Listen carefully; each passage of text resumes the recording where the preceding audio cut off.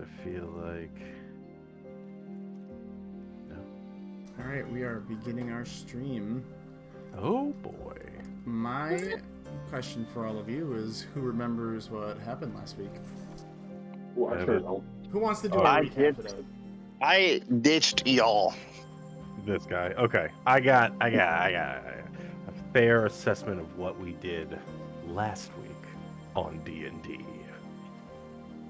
Our adventurers found their way leaving Termalaine, headed toward their final destination, but need to make a pit stop at Targos first, because it is on the way. It's getting dark. On their way, they encounter a bird deer beast that I can't remember the name of, or I shobbily scratched it on my notes.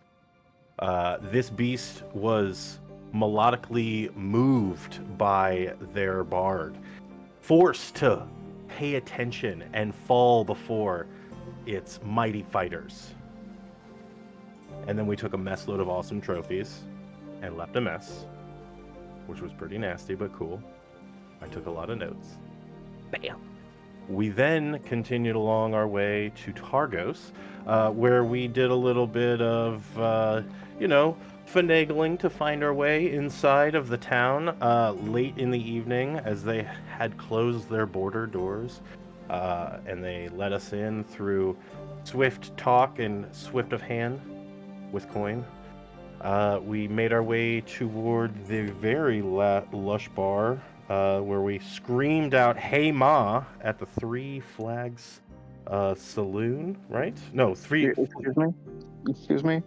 You need to reiterate how you guys yelled, "Hey Ma." Oh, we screamed the shit out of it. You guys picked me up and forced... Yes, I held you through the door. There's no We real force. Lion Kinged you. Lion King the gnome through the doors, where the gnome hollered out for Ma, "Hey Ma." And then we're immediately seated and brought very delicious food and drinks, and got a little bit of inside tips. We sent along a care package. Oh man, I feel like there's one more thing other than before Ibrin decided to go Ruby Rogue Eyes. Oh, snap! Arini is on the verge of about to lay down like some dueling banjos, because the friggin' guy who's making the music is kind of putting us to sleep, at least. And we're about to watch her flark his whole mess up. And then Ibrin, I believe you're somewhere sneaking off after a dragon, a little pseudo dragon or something thereof that has a message. Our care package went one way, the dragon went another way. Ibrin made his choice. He's got 1 hour. And I think that's about it. Basically Assassin creating it right now on a 2-story roof, viewing a individual receiving a dragon scrolled message, talking to a dwarven fella, and I'm about 30 feet away, I believe. 35 feet away. Yep, and we are going to pick it up, I think, back at the bar. First off, we're going to let you hang out there on the roof for about a brief moment, and we're going to pick it up at the bar, where Athros, Bigtoon, Ono, and Irini are all enjoying themselves at a table filled with beverage and food brought to you by the fabulous Ma. So when Ibrin took off, Irini was finishing preparing her, was it her lyre, I think? Was Yes. her favorite instrument. And we're going to pick it up there. So all 4 of you are enjoying food and drink at your table to yourselves. You are, I guess, behind you, or I guess whoever is... how do I word it? To everybody's left would be a fireplace, and beyond that fireplace, farther back into the room, is actually a stage where there is someone playing a lute. And it is not the greatest. So we're going to pick you up there. What would you like to do? Remember, I'm still enthralled by my little bowl of Milkies. Oh, that's right! Milkies and fish. I am stealing spoonfuls every once in a while, and then like in between like spoonfuls of milk, I'm like kind of leaning over it and being like, "Oh, Arini, the peg right here," and then I cast mending and try to fix the peg a little bit and help her along. Are you gonna put the shame on this dude because he's putting us to sleep? Yeah, I think that this place needs a little energy. Yes. And I'm like So- still humming the tune from earlier that you were bopping out at the fight. I'm like, Master of Puppets. yes.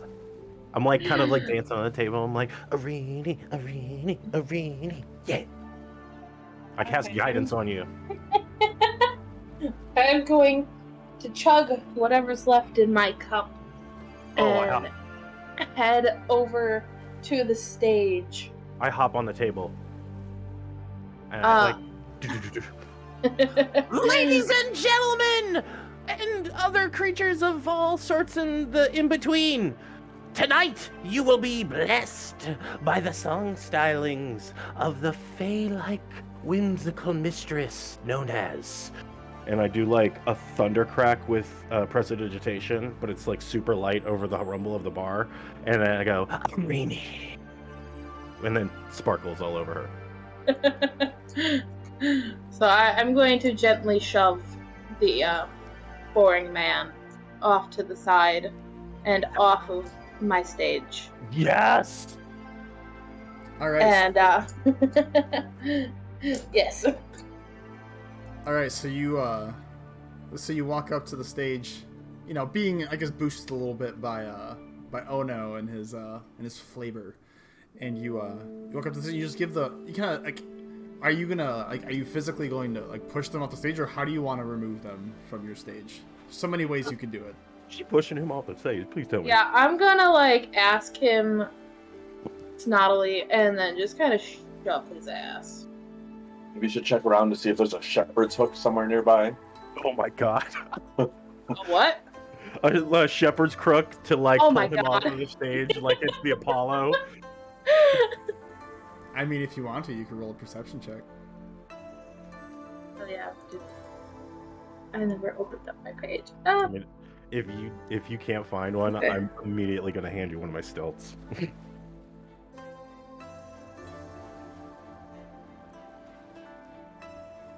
That's what's up. It's all right. You take a look as you're on your way up to the stage, and you don't see one of those shepherd hooks to yank them on off. Dang. Okay, then I'm just gonna politely shove him. Okay. As polite as you can shove. So you as you get up onto the stage, he's like 3/4 of the way through whatever song he's playing on the lute, and you kind of just like give him a gentle tap and a slight push forward, and he like stumbles a little bit. Him being a halfling man, and he like looks up at you, looks down and sees the like you know your legs and your horns, and gives you a curious look. Well, that was rude, and he like takes a step off the stage, giving you a glare as he finds a seat very close by. So I'm going to go right up to the mic and play a nice old rock song. That seems to be her specialty. Okay. I want you to roll a performance check.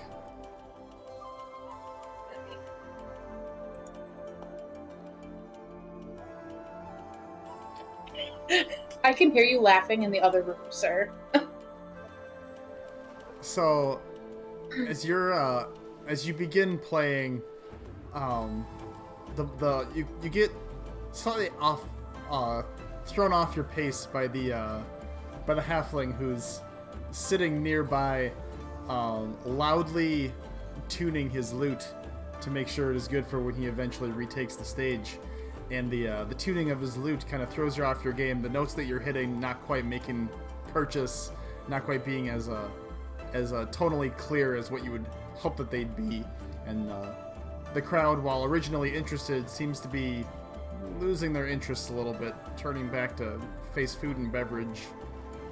foot of the stage, and I hit him with a prestidigitation, like of a fart smell, so he goes and like tries to throw up. Okay. How dare he interrupt her? So are you stilted or are you not stilted? Oh no, I'm on the ground. At this point, I've become stagehand, and now I'm like, while she's trying to like warm up the crowd, I'm gently like lowering the candlelight slowly around her, and then forcing everyone to see the sparkles from my prestidigitation around her. Like, just kind of slowly, like helping auto-tune the little quick hiccup, and I tap her foot again, and I cast guidance again. You got this! I got your back! I want you to roll another performance check with advantage this time because you have Oh No helping you. Okay. And then add your situational 1d4.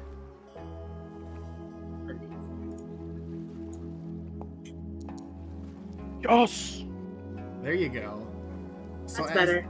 As Oh No comes up to help you, leaving a wafty fart smell by the halfling who was tuning his lute, he feels a sudden reason to leave the room.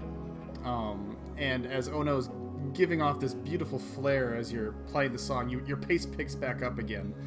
This time really making its purchase. The crowd, while originally uninterested, the quality of the notes that you're hitting, and as you're plucking from the lyre, begin to draw their attention again, and you see that the vast majority of the people who originally were turning around, this being maybe a third of the tavern, the people who are mainly the closest tables to this stage, those who were turning around, most of them turn back around to see this satyr really pluck at her strings. I want you to make one more performance check. Oh no, are you helping her complete this beautiful song? 100%. I'm doing like another shower of like blue and purple sparks. There's like every note that she's hitting that are like emphasis notes. I'm doing like an echo faint to it behind it, and I'm tapping her foot again with guidance. Like, yeah. Make another advantage performance check with that 1d4. Okay. Yes! With every moment that passes, you feel you're hitting your stride, and this song is coming to you as if it was second nature by memory. Whatever the name of the song is, it is something that you're playing from the heart, and you see that even people who are in the other end of the tavern, including Ma herself, kind of stops to take a moment and watch you play. It is a very beautiful piece. Powerful at moments, really strumming at those strings with your fingers. It is absolutely glorious, and when you finish playing this song, you see that starting from the front by the stage here, people stand up and give you an applause, both towards Ono for his beautiful work, adding to the flair, as well as to Irini, who has played this magical piece. This uproar continues, and you see that, like, table by table going back, there are more and more people who are standing up to give you an ovation. Yes. Yeah. I'm like glow stick dancing. On the last note, I'm going to do the big old dramatic, like, last note on a metal guitar and pose with it. Oh. I snuff every light in the house except for one right behind her. I just imagine you flailing all about as you're using prestidigitation and stuff. I'm her stagehand. I'm like all around the front of the stage, like moving people's knees. I'm like, move it, got it, move, get out of the way, tapping her foot. Get, move, got it. Pew, pew, pew. Feels like you're like playing like "Don't Stop Believing" or something at this point. Like, Journey? Heck yeah. it's that rock song. So, as you finish your, as you're getting this round of applause and the lights, flow to the point where there's one right behind you that's beaming out, giving off this silhouette-y appearance with maybe the flash of some sparks from Ono's hands. Stevie Nicks vibes. Yeah, honestly, Ma kind of comes up to you, Irini, and gives you this like enormous grandma hug. Like you're almost like getting up from your pose, and she kind of just like hurriedly scurries up and just gives you this hug. Oh, my dear, that was absolutely wonderful. Thanks, Ma. And then she looks toward to Ono and gives him a little, like, pat on the head. And you did great, too. Don't think I didn't notice. I was just making sure Rini rocked out of the park, and she did it exceptionally. Yeah, yeah, yeah. And I'm still like dancing around the stage with like light cantrip, like. I want to dramatically high five. Yeah, wow. Feel well done. All right.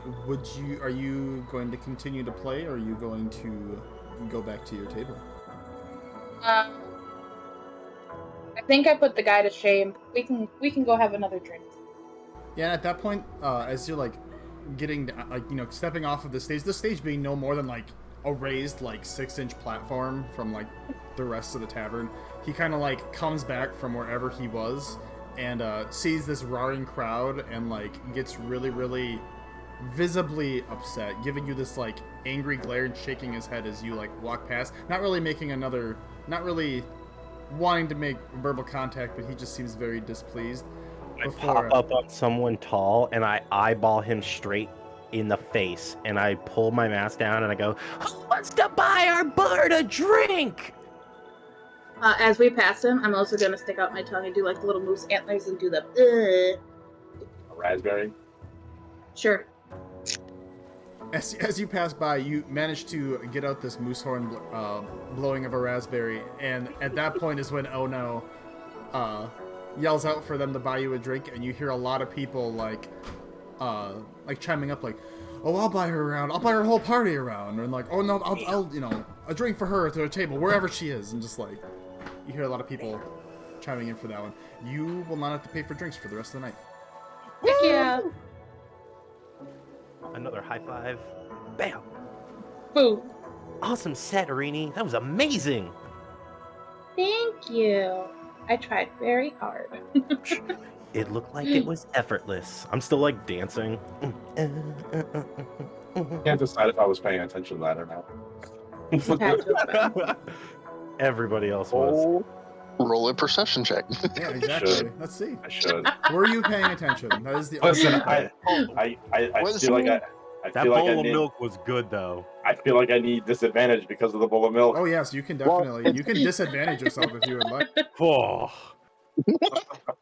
You missed, I would say, the first 2/3 of it, and then when other people started kind of commenting what you heard, what everybody else heard who was at the room, or I guess Athros and Bigtune, since you're the only two that are there right now, you heard from like other tables, just like not so much like not like negative mutterings, but just like, hey, you gotta check this out, and then like it continued its chain back to like other people in the bar. So like one person poked one person on the shoulder who was talking, and then they turned to face it, saw how cool it was, and at that point like you probably would have chimed in a little bit to hear this performance. Pick up the hey. bowl and like drain the bowl, and you're like milk's dripping from your face, and you're like, wow. Yeah, I just look over. Oh, hey, I know her. As the party enjoys this the aftermath of this beautiful performance, we're going to pan over to Ibrin, who is currently laying on a rooftop. I would say about 30 feet away. Like you're essentially on a rooftop across a alleyway from the window where this person had just received the message from a flying snake. Just for clarification. So what would you like to do, Ibrin? So as I'm assassin creating it on the rooftop, I can't hear anything that they're saying, correct? It would be a perception check. You would have, it's not so much that you'd have disadvantage, but it'd be a higher DC. Do I see a way that I can maybe crawl or shimmy across to get closer?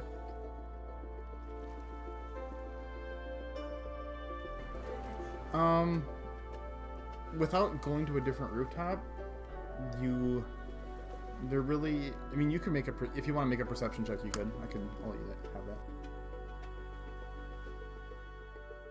Oop, wrong one.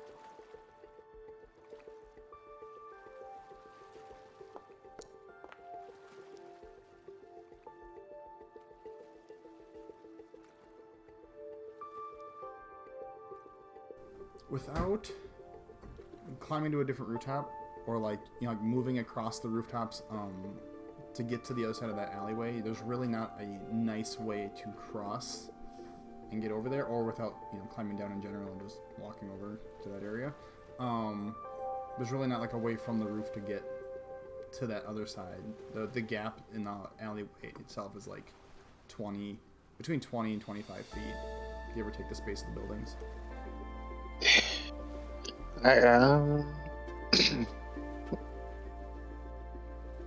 Yeah, at that point in time, I would probably, well, I'll do another perception check to see if I can hear them talking. And if not, I'm going to have to move closer for sure. Well, that was not good. Yeah, as you you try to hone your ears in to hear what they're saying, you can't make out what they're saying. You get the briefest glimpses of like their mouths moving and maybe some like muttering, but you can't make out the words that they're saying. That one, and the people that you see in this window is a middle-aged human man, and it's not a dwarf, it is a tiefling sitting in a chair on the other side of the room, but you can't make out what they say. Yeah, I'm gonna have to get closer, so I would probably move. If the building's close enough next to me, I'd either will just walk across or jump to it, and then if there's a way to get closer to the building parallel to it or next to or onto the building that they're talking, I've got to do that. All right, there is one building within a short jump distance for you. You'd be able to make your way over there with very little issues. The two buildings being relatively close together. As far as getting across the alleyway, it's about, like I said, it's about a 20 to 25 foot, between 20 and 25 feet of distance there. How would you like to cross? I guess there's not really like a zip line or anything, or like a cable or anything to mosey your way over there Batman style or anything. So. I'm gonna have to climb down and then just try to climb the building that they're talking on or something. All right, I want you to make a athletics check to climb down the building if you're going to climb down. D1. Well, no, or no. Yeah, you're successfully able to navigate your way down the building, finding purchase in like a couple loose like brickwork pieces on the side of this structure. Some stones sticking out give you some grip as you make your way down. This alleyway itself is moderately illuminated. Most of it's dim light. There's some torches outside a couple of the buildings, but not very many. You'd be able to make your way across without issue. There's maybe one or two people in the streets, kind of hurriedly trying to get out of the cold. Okay. When the coast is clear, do I see anything that I can climb up? Is there like a ladder or a vineyard little thing or loose stones or something? Yeah, it'd be like what the other structure was that you climbed down. It's like stonework for the most part. This building in particular, so you'd have to roll another check. It would be. What do I want you to roll for this one? Acrobatics or athletic? Are you trying to straight climb or parkour off buildings again? Well, my modifier is a lot higher for acrobatics, so let's make it interesting and go with parkouring. All right, I'll have you roll on acrobatics then. So you're getting a running start, and you're going to try to use your power of your feet to climb up the side of these buildings back and forth. All right, and as you kind of gauge the distance of how much space you have to mosey back and forth, and you get a running start, you're able to successfully make your way up to the top of it'd be one building to the left of this structure that the two people were talking. Its roof line being a little bit lower than the one you were trying to get onto, but the space between these two buildings is enough that you could easily cross to the other side, maybe no more than 5 feet across to get there. What would you like to do? If I were to cross, is there like a window that I can, not creep, but creep outside the window and listen in. Is there a hidden spot I can eavesdrop, or can I hear them from here? Roll a perception check again. Doing a lot of perception for me today. As you get to the top of the roof line, you kind of making purchase, finding your final foothold. You take a look over at the building that you're trying to get to, and you do see that there is a window facing inward to the room where the two individuals that you saw are currently residing. The curtain is mostly pulled. There's a little gap for that you can see light peeking through, and for the most part, the top of this roof line is dark. There's not really any torches or anything that illuminate the top halves of these buildings. The moon itself, at this time of year, or not this time of year, this time of the month, is relatively missing in the sky for the most part, it being a waning moon. I would say, yeah, you could find a spot to hide and try to listen in if you wanted to. Yeah, that's exactly what I would end up doing. So I would take a look at my area, make sure my footing's correct, and then make a small jump or, a small brisk walk and jump to get to the next roof. Okay, are you trying to do so quietly? Yes. I want you to do a stealth check for me. You don't have to roll to make the jump, I just want to see how quiet you are.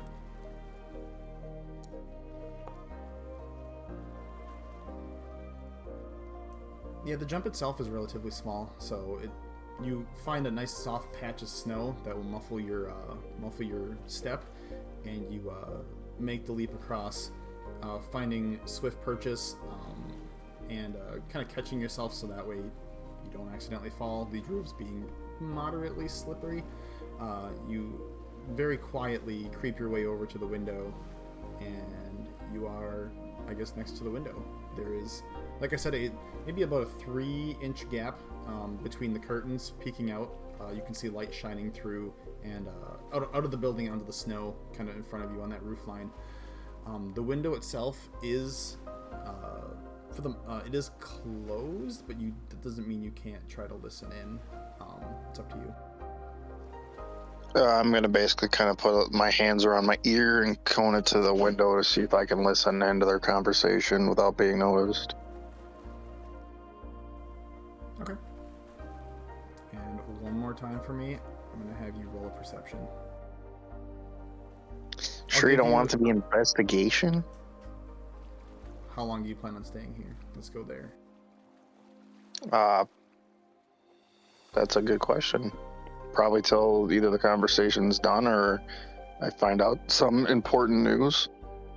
Because then, if it's important and urgent, I might have to follow these guys. Yeah, we can roll an investigation.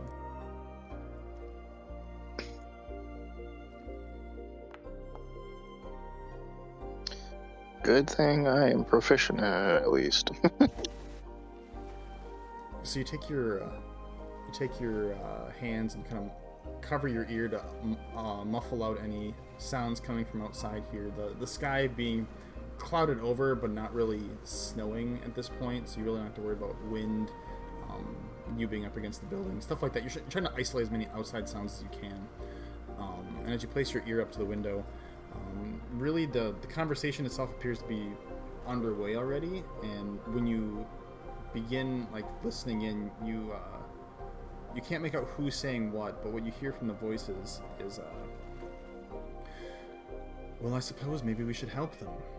I feel like getting rid of the murders that are happening in Targos wouldn't be a bad thing for us now, would it? And you hear a different voice. You might be onto something.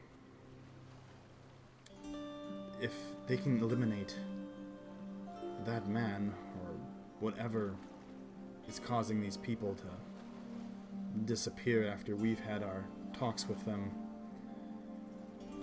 maybe they'll be more useful to us than you realize. That's what I mean, you hear the other voice chime back in. I feel like at the very least we should introduce. I mean, I'm more than willing to introduce myself to them. Get on their good side. Maybe they'll be of use. And if they can do this, like you said, we might have more work for them. There's more going on that we'd like help with. Yes, I do agree, but I do think we should still exercise caution. We don't know these people. They came here today, no more than a couple hours ago. The least that we could do is just be a little more careful. You're always so cautious. Maybe lighten up a little bit. Our work requires us to make a lot of friends. Eventually they'll make their way here. And when they do, I'll have a chat. Who knows? Maybe there's more to them than you realize. And, you kind of hear muffling going on from within the room. The person who has done... the first person that you heard talking, you kind of just utters to himself, there's a lot more space to grow. And you hear a door shut as it sounds like the second person might have left the room. And as you're listening in, I kind of like to feel that maybe you're looking out across the town from this second-story building. You see another one of those winged snakes disappear off into the night sky.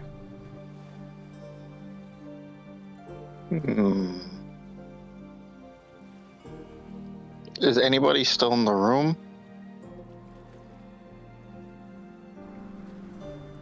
As you take a moment and you peek inside the window, you see that the middle-aged human man is still in the room. He appears to be writing a document now at a desk on the other side. The tiefling is nowhere to be found.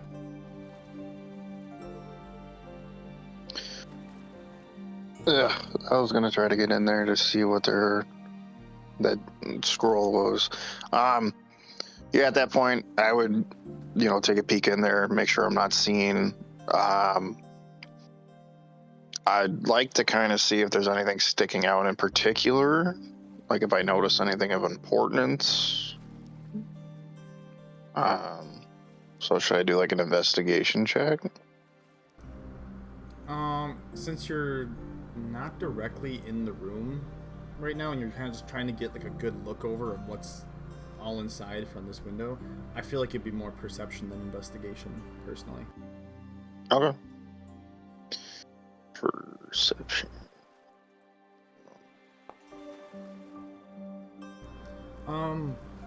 Really what you see there's a going like fire in a fireplace, no more than maybe 10 feet from the table or desk that the human man is sitting at.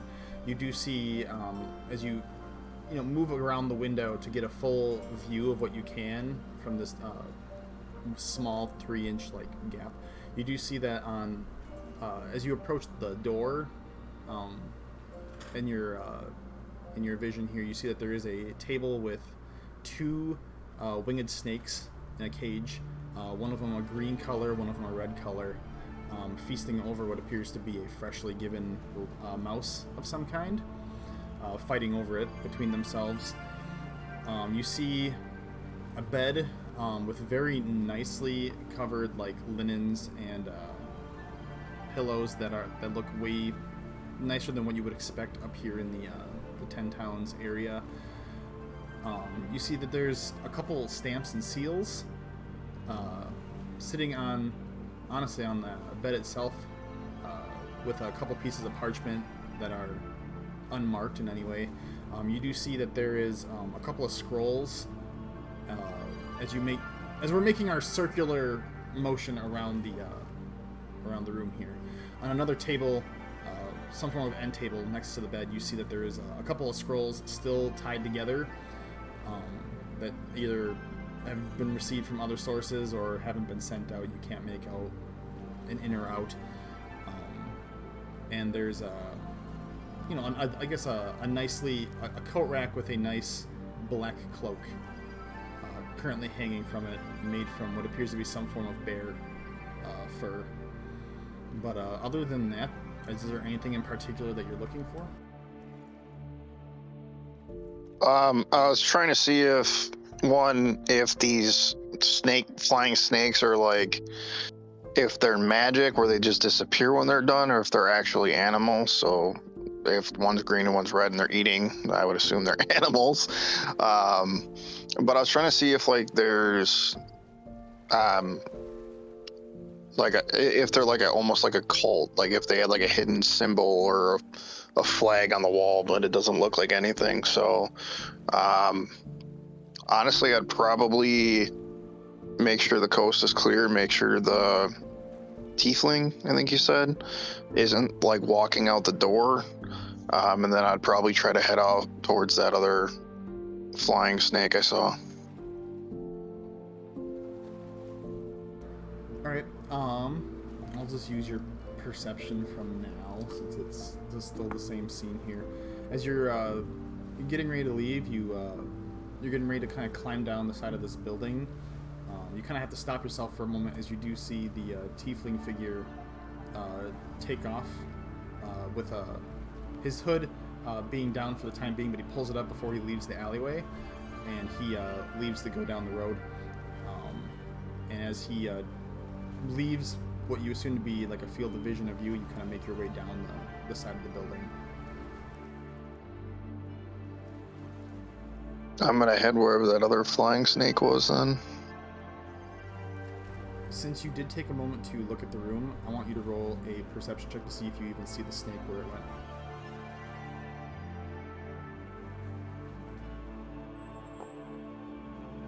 went. Probably not. You as you get down to the bottom, you're like, okay, I'm gonna go find the snake to see where it's going. You don't see where it went. It has disappeared.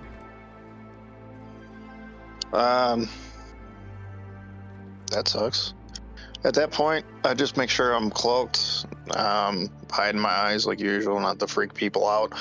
And I'm gonna head to the front gate just to make sure that Barn and his cohorts got the food and drinks that we sent for them. Just kind of like as a thank you for letting us in for the night. Okay. So you make your way to the front gate. Takes you no more than, I don't know, looking here, I'd say about 2 to 3 minutes. Following the main path of you realize that you're very close to the southern wall. Whatever building this was, you didn't get a chance to look at it as you were leaving, and you find your way to the southern gate, and you see Barn and what appears to be the other guard that was there, kind of munching on the food that was given. Some of the food that was given, there was a large bowl of the potato soup that they have sitting off to the side. You can still see that it is very, very warm. There's steam kind of rolling off the top of the lid that's holding this all together. Okay. Honestly, I'm just gonna, well, I'd like to assume that's our food since it's hot. I was gonna say I'm not gonna go up and check, but I'm gonna go up and just ask, hey guys, looks like you got the food we sent from Maz. How is it? He puts a finger up, Barn does, and lets him finish his bite of food that he's eating right now. Oh, so that was you who sent that. It's very delicious. It's yeah. Yeah, now that I think about it, they did say it was coming from Three Flags Sailing as a compliment from someone. They didn't really say who. Thank you. It was a very nice change. Not a problem. You guys were more than kind to let us in and let us hunker down for the night, so we just wanted to pay that forward. Like I said, if you guys ever remember anything or have any more information towards the questions we asked earlier, we're staying at the Luskin Arms tonight. I'm gonna head there my way now. Right, yeah. If I think of anything else that rings a bell about that person that you mentioned, I'll let somebody know. But I'm pretty sure that's all I could think of. So enjoy your night's stay. Same to you. Enjoy the food. And I'm just gonna turn, wave my hand, and start walking towards the Luskin Arms. Okay. As you turn and go towards the Luskan Arms, we're going to pan back to the rest of the group. So, everybody else, you have Irini has finished making her performance, and you are once again sitting at the tavern. What would you like to do? Or at your table? What would you like to do? I assume we've gotten at least half a dozen of the patrons interested in paying for our meals or beverages or whatever, so they start footing the bills. I'm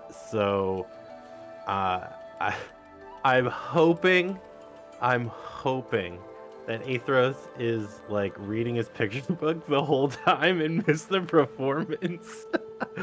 But wondering why there's like a crowd of stags trying to impede on us. Yeah, I was completely immersed in this book. There was a picture of a cow, was very impressed with it. Then yeah, all of a sudden I noticed there's people all around. What the hell is going on? So I'm still like, all right, guys, she's not doing any more performances until when she feels fit. I mean, you know, there's no pressure in the artist, okay? Like, you didn't just see her rocking out?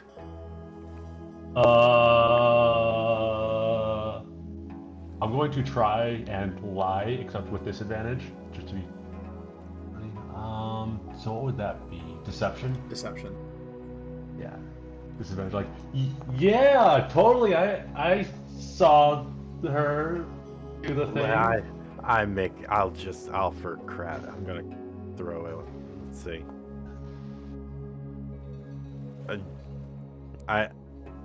She did very good.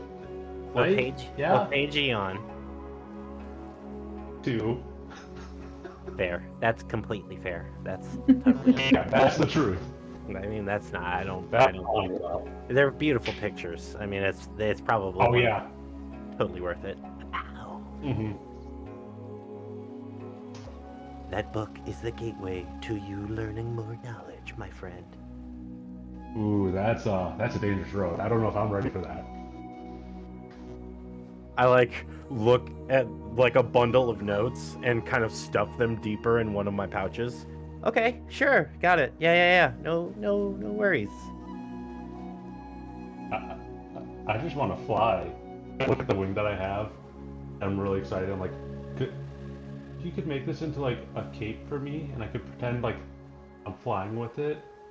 I spread out notes and begin taking like full-blown measurements and notes about your arm, your back. I crawl around you and like push some of the guys who are like bugging Irini. I'm like, back off, really. I don't think she's interested. Literally, dude, you've got half of a nose. I don't think she's into that. Sorry.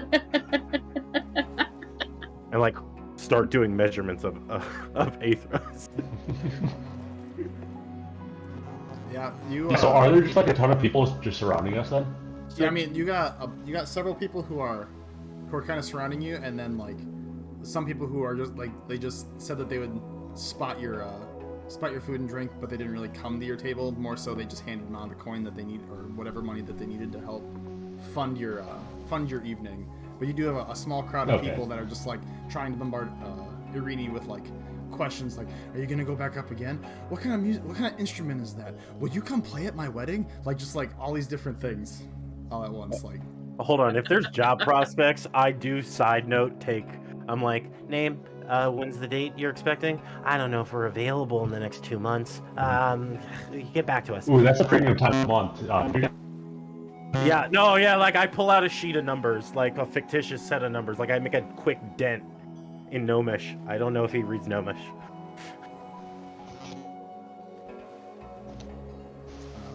The person who's like making these job prospects. I mean, just if it's for S's and G's, I am taking notes. But I literally like if he's gonna be like, yeah, could you come back and like, you know, half past summer or something like that, whatever, you know, blah blah blah. And I'll make a mental note and be like, if we come back in town, sure, if Irini's available, there'll be a deposit. I have foregone managerial duties to Ono at this point. Everybody who was surrounding Irini now directs their attention to Ono. Oh man. Sorry about that. Split decision. Okay. Thematically, at this point, my notes all begin to kind of shiver.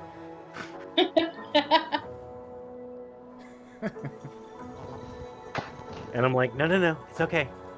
It's good. And my quill begins to write vociferously. I take notes, names, dates.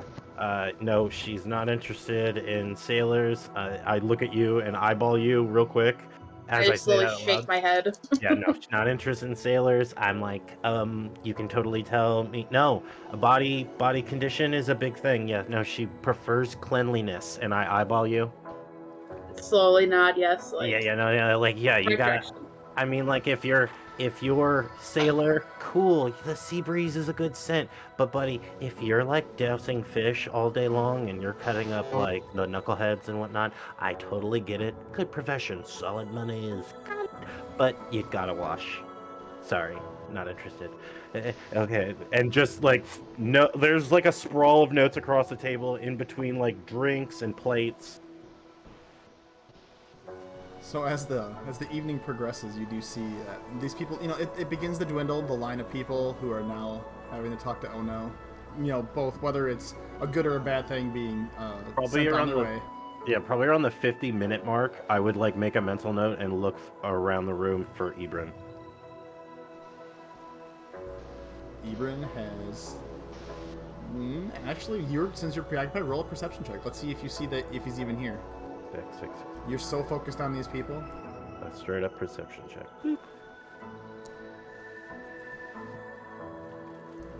You see that Bryn has not returned to the Three Flag Sailing. Okay, I make a mental note out loud. He's got 10 minutes left till he comes back, guys. And then I continue with like making notes, measurements about Athros. Yeah. Have we tried to glean any information yet from anybody? I don't think you have. Nope. I've been preoccupied unless somebody said it out loud. Yeah, I was like, Yeah. what is like during this whole event with Ona, like Bictune or Athros? What are the two of you doing? Athros? Are you reading your book? Bictune, are you?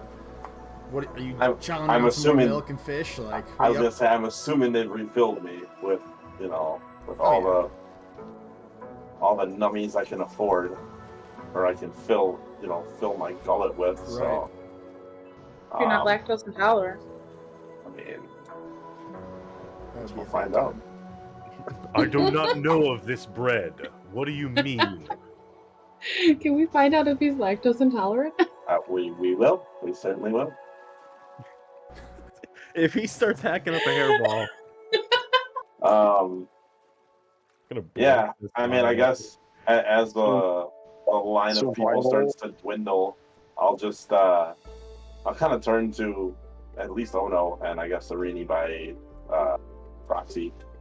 Say, hey, we should probably start asking some questions before everybody leaves.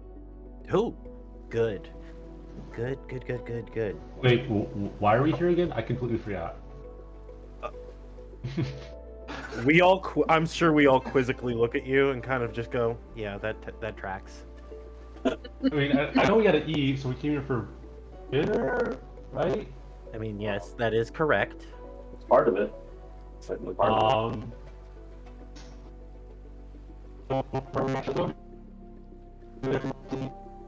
Oh no, Wow, I Ben's a didn't- robot again. When did you decide to turn from a creature from Mechanus? What now? You're a robot again. Your voice, That sound better? a little bit, yeah. How about that? Yeah, that's a little better. Okay, hopefully that's better. We But yeah, kind of came here to ask some questions about this guy that we're trying to find. Shuffle through notes. I'm like, yeah, you're right. Sorry. Oh, yeah. So Nice guy with shorts or whatever. yeah, Mr. Can I just do a perception check to see if I see a guy in this tavern?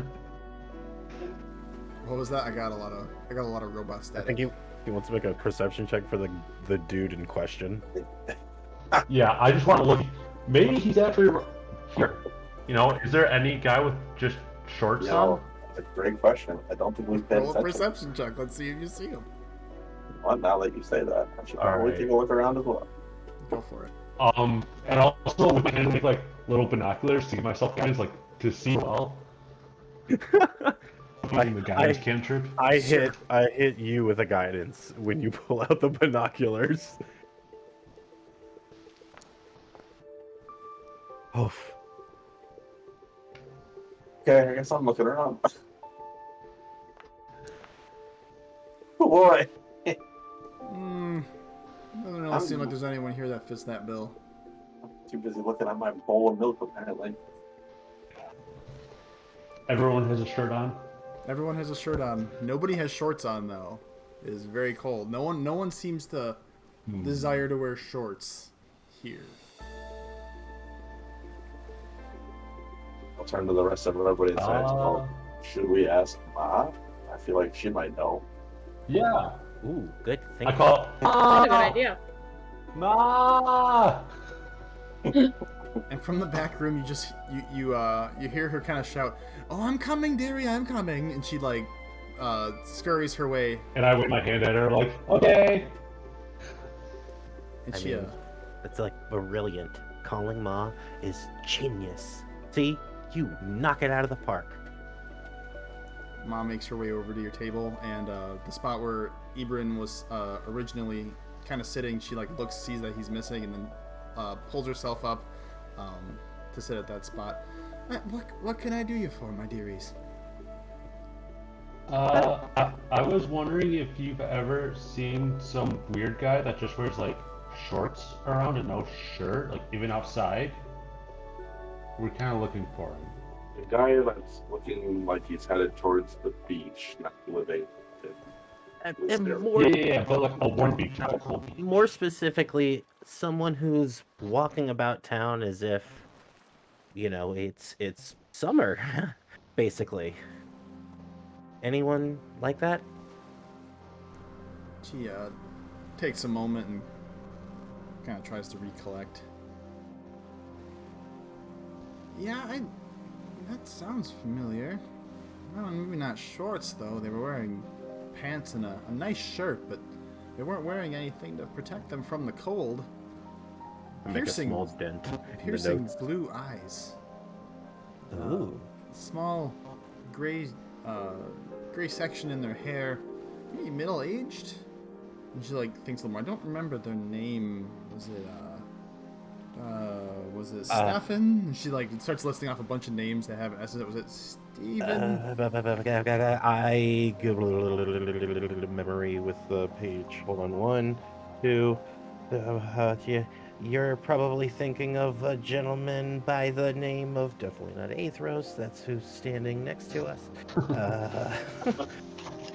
Oh, definitely man. wasn't an Athros. No. Sepik. Caltro. Possibly? That sounds about right. His name was Cephik. If I didn't get his last name, but if it's Caltro, then it's Caltro. He was here a couple days ago, maybe 3 days ago. I think he works with Torgs. They all kind of came in after their sale. Since, as you can probably tell, we're one of the better places here. Oh, of course. And agreeably so. He came in not really wearing anything to keep him from the cold. When I asked him if he was cold or not, he said that he was born on the first of midwinter, so the first of the month, first of Cameran. And they get something about protection from the cold, but it didn't really feel. I don't know anything about that. He stayed, he talked to people, he hung out with Torgs, and then went off on his own, and after that, I didn't really see him again. Torgs as a traveling merchant group was only here for about 2 days, so I only saw him the one. They happened to mention where they were headed next. Yeah, Torgs, they, usually if they come to Targos, they also go to Bryn Shander as their next destination, since it's only a couple-hour trip from here. They usually have a couple dog sleds too, that they carry all their goods in. And I don't know. I've never been a really big fan of Torgs. They don't really have a lot that interests me unless they get some fine cuisine ingredients coming from down south. But I think they were heading to Bryn Shander if they follow their normal track. Are they a sordid type? They deal in shady business? I try not to pry in other people's business, not all that much, but I've heard some things about maybe taking on not so great jobs on the side as they're on their way to and from locations. Undesirable is what you're saying. She kind of nods. I look at Big Tuna and I'm like, They're unsavory. They do bad Yeah. business. Even Ma doesn't want to deal with them. That's not good. This sounds like who we're looking for. Is there anything else? Oh, I kind of turned to, oh no. Is there anything else you've written down in there that we missing here? I mean, Torgs is a traveling merchant company. I mean, I've heard of them, but they're nothing. They're just a merchant company. But he walks around just like it's normal. That's weird. That's just weird. That's weird. I'm like going through all my notes and I keep like tracking back from like the born on the first of winter and like he's comfortable in the warmth. I'm like, man, that's bad news bears, man. I don't know. Ma, we really appreciate it. I kind of like do a time check. How long has it been? Like we're probably a little bit past an hour at this point, right?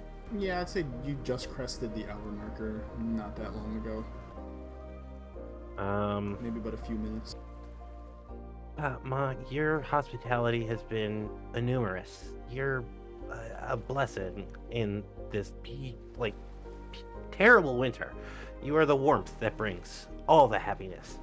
I drop 5 coin in front of Ma, 5 gold coin in front of Mom, and we should probably find Ibrin.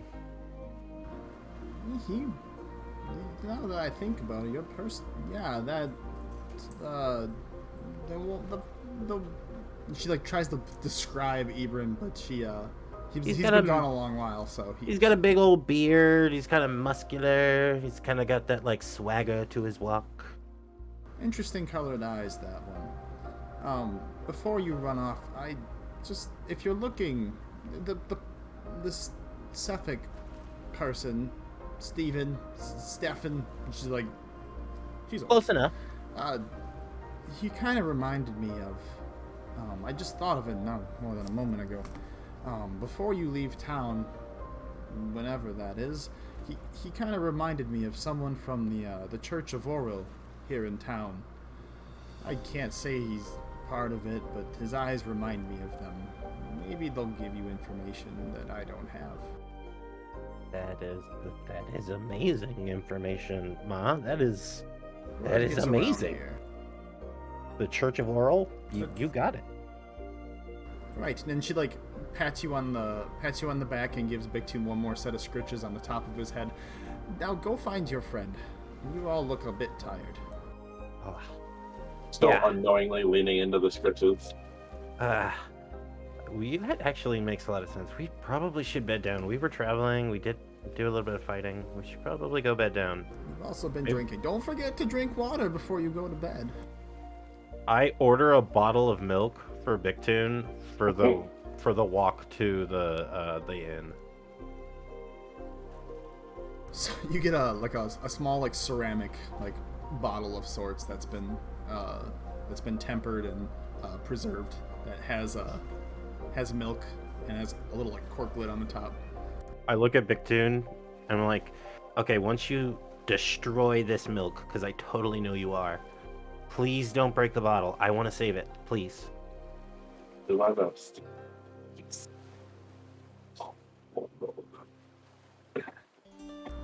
So is the party heading to think the place that they said to stay was the Luskan Arms.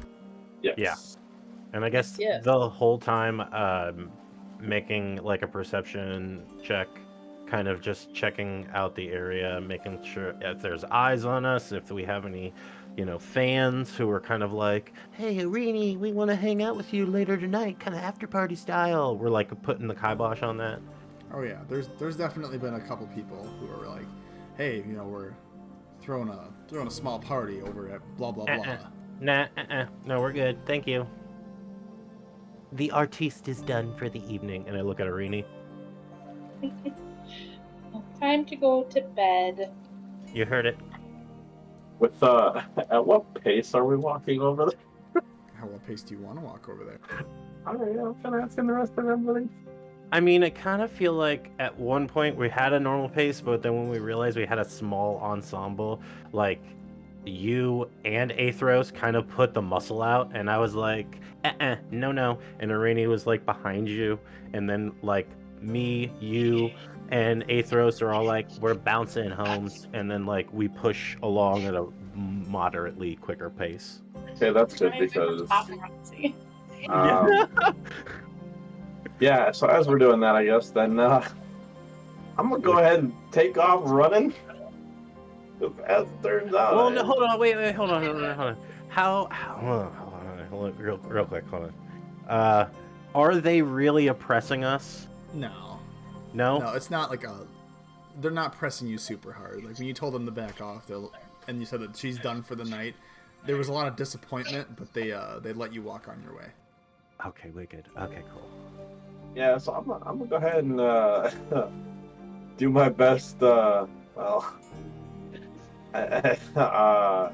don't want to say encumbered, but like, You're gonna poop your pants. yeah, I'm having some troubles. Oh no. So I'm gonna run over to the Oh left. no. Run as fast as I can. Did I just hear you right that you're lactose intolerant? I am. Are you serious? I have a bad feeling Now about it- this, but I'm gonna have you roll a Constitution saving throw. Oh. No, Now not it's- saving throw, a check, a Constitution check. As you're on your way. He's running. He's already. I can't guidance him. You're already running. He is lactose intolerant. Yeah, I had to look it up to see if I would be. Yeah, chances are I am. You're able to hold yourself together. Until All you right. get there. What color are Big Tube's pants? Just for my own reference, right? Brown. That's a great question. You have pants? There's a lot of things that prestidigitation can do. Big Tune, come on, man. As you are making your way to the Luskan Arms, we're going to pan back to Bryn, who was also making his way there. A little bit before the rest of you, since his encounter didn't last as long. Bryn, you find you are currently leaving the southern gate, making your way back to the Luskan Arms. I'm gonna obviously make note of the perch. Excuse me, the house I was perched on. I would also like to just do like a performance check to see if there's any like hidden. I don't want to say hidden, but like weapon shops, tools, stuff like that, or anything along the way. Something that might be of value or benefit to the party, essentially. We're gonna like West Side Story snap down the street. I mean, maybe I'm doing that internally. Alright, go ahead and roll for a perception check. I don't see nothing. Yeah, there's nothing of interest that you see as you make your way to the Luskan Arms. For the sake of timing difference, I'm going to say that you'll be arriving there about 15 minutes before the rest of the party. Basically, I knock on the door, open it up, and walk to the desk and see if somebody's working.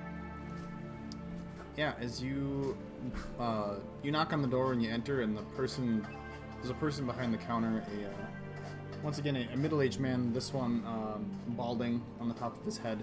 He's kind of slouched over the front desk there, and he kind of gives you a peculiar look as you enter, and you are inside the Luskan Arms. The establishment itself, as you take a small look around, what you can see, the room itself appears to be about 30 feet wide, maybe another 60 feet long.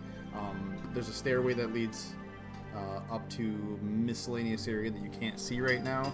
There's a fireplace with a small gathering of like chairs and a couch of sorts, a love seat, and then like a table where they seem to serve some form of breakfast. But he appears to be the only person out here right now. Okay. I'm basically just gonna walk up to him and. How many rooms available do you guys have for the evening? And this man takes it's a bit slower responding to you, and lets out a sigh. I have 4 rooms available. How many would you like? With like a questionist tone. All 4. All 4 for one person? My compatriots are going to be meeting here shortly. A small gnomish elf dwarf creature, a cat man, a few others as well.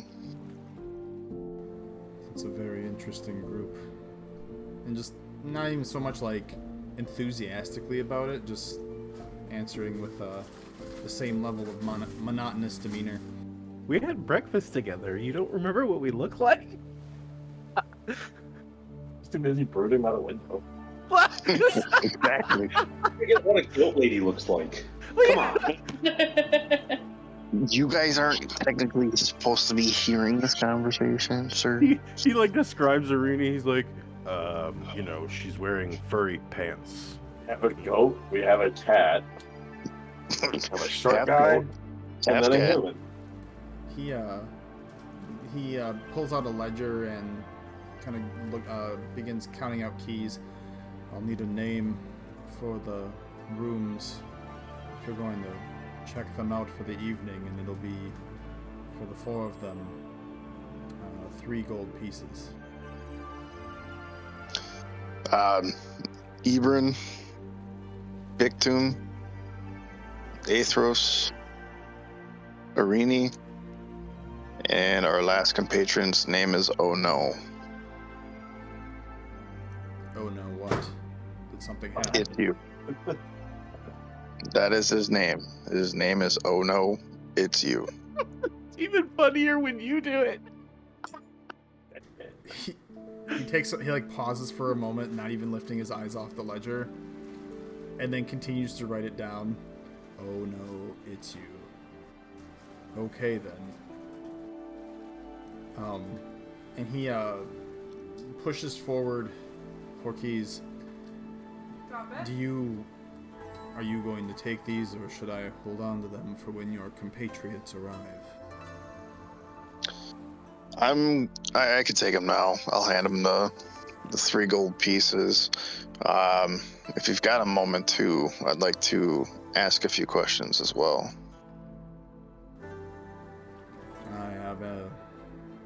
I have plenty of time. And he like takes his hand and he kind of like gestures around the room, and you see that there's like nobody here right now. The fire sitting in the hearth is very dimly lit, burning out the last of whatever log is sitting inside.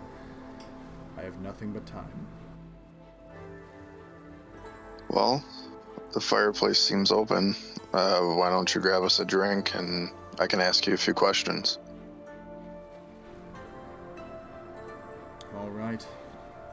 And he gives you an affirmative nod, a slow but affirmative nod, and goes and fetches some drinks and eventually meets you over by the hearth, unless you were going to do something before then. No, I'm just gonna walk to the hearth. I'll put like a table next to the fireplace, warm, close enough to where you can still feel the warmth. I'll probably toss a log on there too while I'm at it, because the fire's probably dying. And just set it up so we're gonna be nice and warm. All right. As you... Dude sounds more depressed than me. Come on. That was an ornamental log. My nephew knew. Oh. As you set a log on the fire, I want you to roll a perception check. Perception. Oh god, you're about to throw a family heirloom away. Right. Oh, if it would have went back one, it could have. As you you throw a log on the fire and you let it grow just enough to where, like, you know, the new log, like, the fire begins to catch and it brightens up the room a little bit more. You see, kind of out of the corner of your eye, like a dark something dark moving, and as you turn to face it, you see a couple of rats darting into a hole on the side of the wall. You turn back towards the fire and you kind of just take a pan around the room, and you see there's several holes in the walls where you have no doubt that rats probably venture in and out. He eventually makes his way over and he sets a tankard of what you presume to be alcoholic beverage down on this little table, and he sits up next to you. You said you had questions. Yeah. Before I forget, I'm Owen, and you're Bryn, you said, right?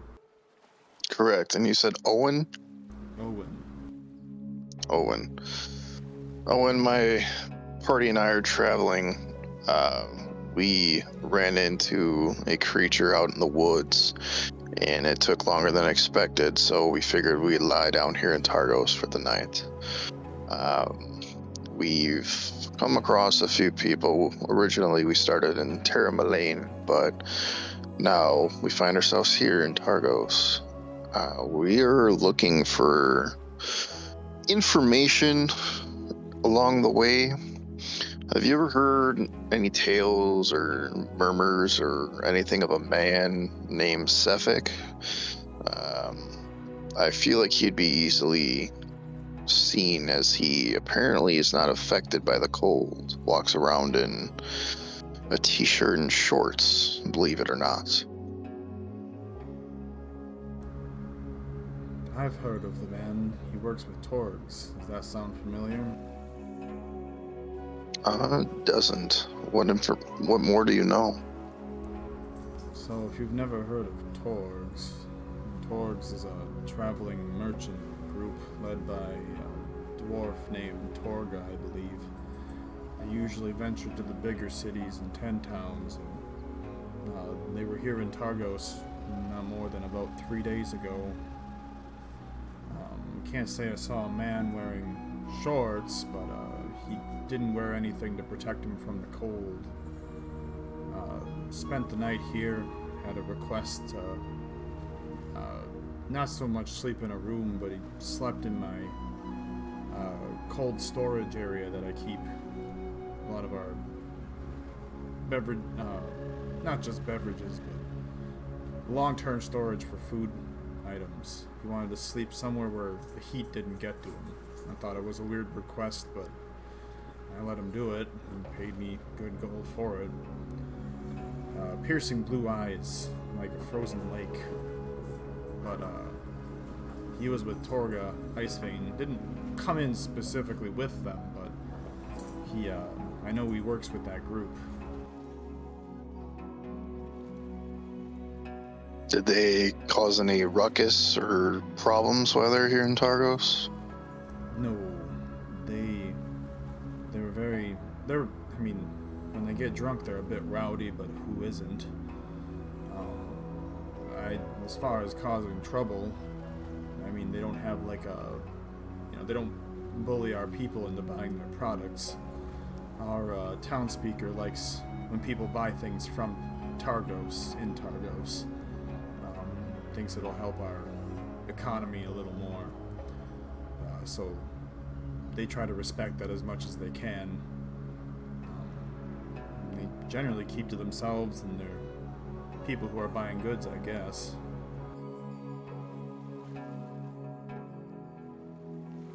Okay. One thing you said is the economy of Targos. How is that? It's not horrible. Ever since the everlasting rime, the eternal night that we've had has kind of set in. Things have taken a small dip, but we're managing. Do you know what maybe caused your weather phenomenon you guys have been dealing with? What do you think's going on? You hear the rumors of maybe it's Orel being angry, maybe someone upset her, maybe someone hurt her. But I don't know. I don't know what to believe. I just feel like it's never gonna end. Well, things always seem darkest before the light comes, so I'm gonna take a sip of my drink and set it back down. Before I head off, I feel like my compatriots will be here momentarily. Are there any stores where we might be able to upgrade equipment, or a library to see if there's any books or anything of sorts? Something to help us along our travels.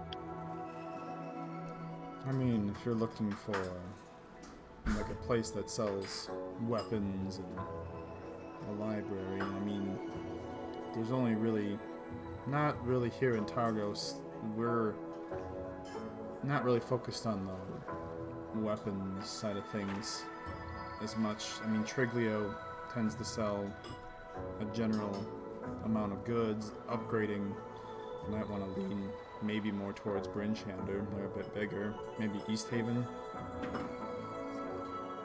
Okay. Well, I thank you for the talk and the booze in the rooms. I'm going to kind of sit here by the fire and wait for my compatriots. You're more than welcome to join me. Oh, I got some things I need to attend to, but maybe I will take you up on that offer. If you need anything, you know where to find me. He just gets up, takes his beverage with him, and meanders his way back towards his counter to do whatever. Big Toon's got to be busting through that door any second. And yeah, I was gonna say at this point, Big Toon, you are. Yeah, you burst through the door of the Luskin Arms, and you are standing in the entryway. I guess I'll take a quick peek around, see if I can see the bathroom before I see these guys. I want to no look pass over the shoulder. Just say, Bictum, keys, We'll and toss see. it right at him. Hold on. He just burst inside of this inn while this old man is having a somber conversation with you, and he probably scares the shit. Oh, He's no. a lion. Yeah, he's a fucking lion. Well, I'm not saying anything immediately. I kind of turn to the You don't see any bathrooms. He fucking roars in. Where's the bathroom? Okay, The general. as you burst in through this door, we're gonna backtrack just a little bit. As you burst in through the door and you're looking for a bathroom and you don't see one, you get Ibrin, who calls over to you, but you're so focused on finding a bathroom. This man who is now behind the counter after that conversation, you could tell that you startled him as you entered the inn. You see this balding middle-aged man before you, and he gives you this look once over. You must be the cat person that he points over to you. Please. There's a long pause. It's down the hallway, and he points to the back, next to the staircase, down that hallway. The second he lifts his arm, I take off. Make one more Constitution check. Oh God, no. Oh no. So happy that my Constitution is high, but I'm also kind of not happy. Oh. You have successfully made it to the bathroom. Woo! My man. No more than 30 seconds later, the rest of Did you you make arrive out the door Wow. of the Luskin Arms. You see the door itself kind of swivel a little bit, as it couldn't have been very long since Bicton has made his way inside. So either he runs really slow or we walk very fast. Well, hold on. That last maybe 20 yards, he was probably clinching his kitty Yeah. cheeks like real I'm- hard. Yeah, I'm Running with certainly the not, hand like, behind. full speed. Yep. Litter Doing box, the little litter box, potty litter box, dance. litter box, litter box, litter box, litter box. Yeah, he is nowhere in sight as you, I assume, make your way inside. Yeah, How far down the hall is this bathroom? Maybe 20 feet. Oh, All right. you're good. Just- You're good. Just occasionally. Sorry. Ibrin, you would see the rest of the party enter the Lusk Arms. I would basically just turn and look. I would call out Irene and toss a key over to her, and then I would toss one to Oh No, and then I would just hold on to Big Tune for now, as he clearly bolted right past me. You're gonna throw it to them like across the room. We like Yeah, walk in. It's me. I don't even catch it. Just I know. falls Like my we God. all walk in and we're all like, "This must be the clink." What the hell? Did you just throw a Flarkin key at me? I called out your name beforehand.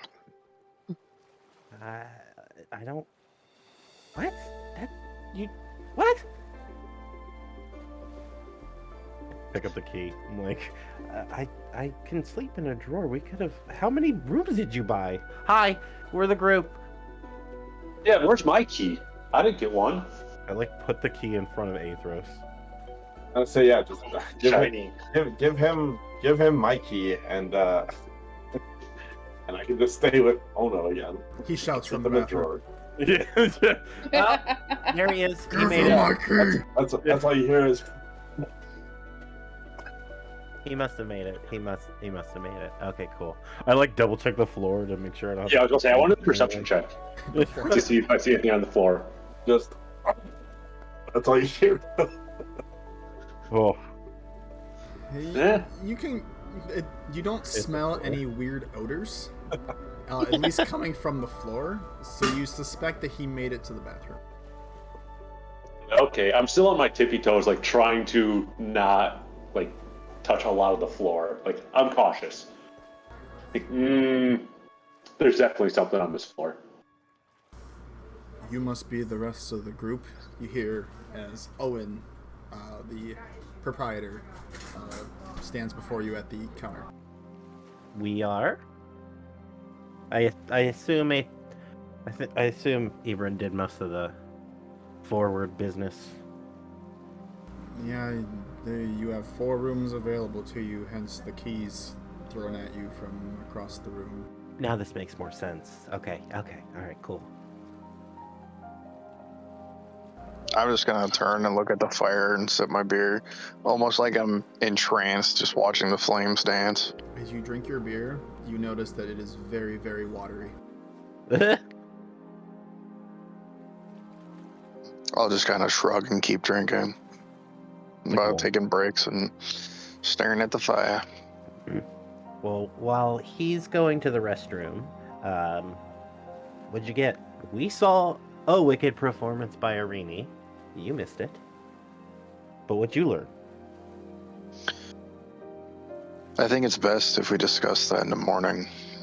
We've been through a lot today, and I think we could all just use a long rest. So, however you guys want to divvy up the rooms, that's up to you. I've got my key to myself. Here's one more for you guys to figure it out amongst yourselves. And I'm just going to head off to bed. And Ibrin heads off to bed, leaving the rest of you. Big Tune, roll for me just a straight d20.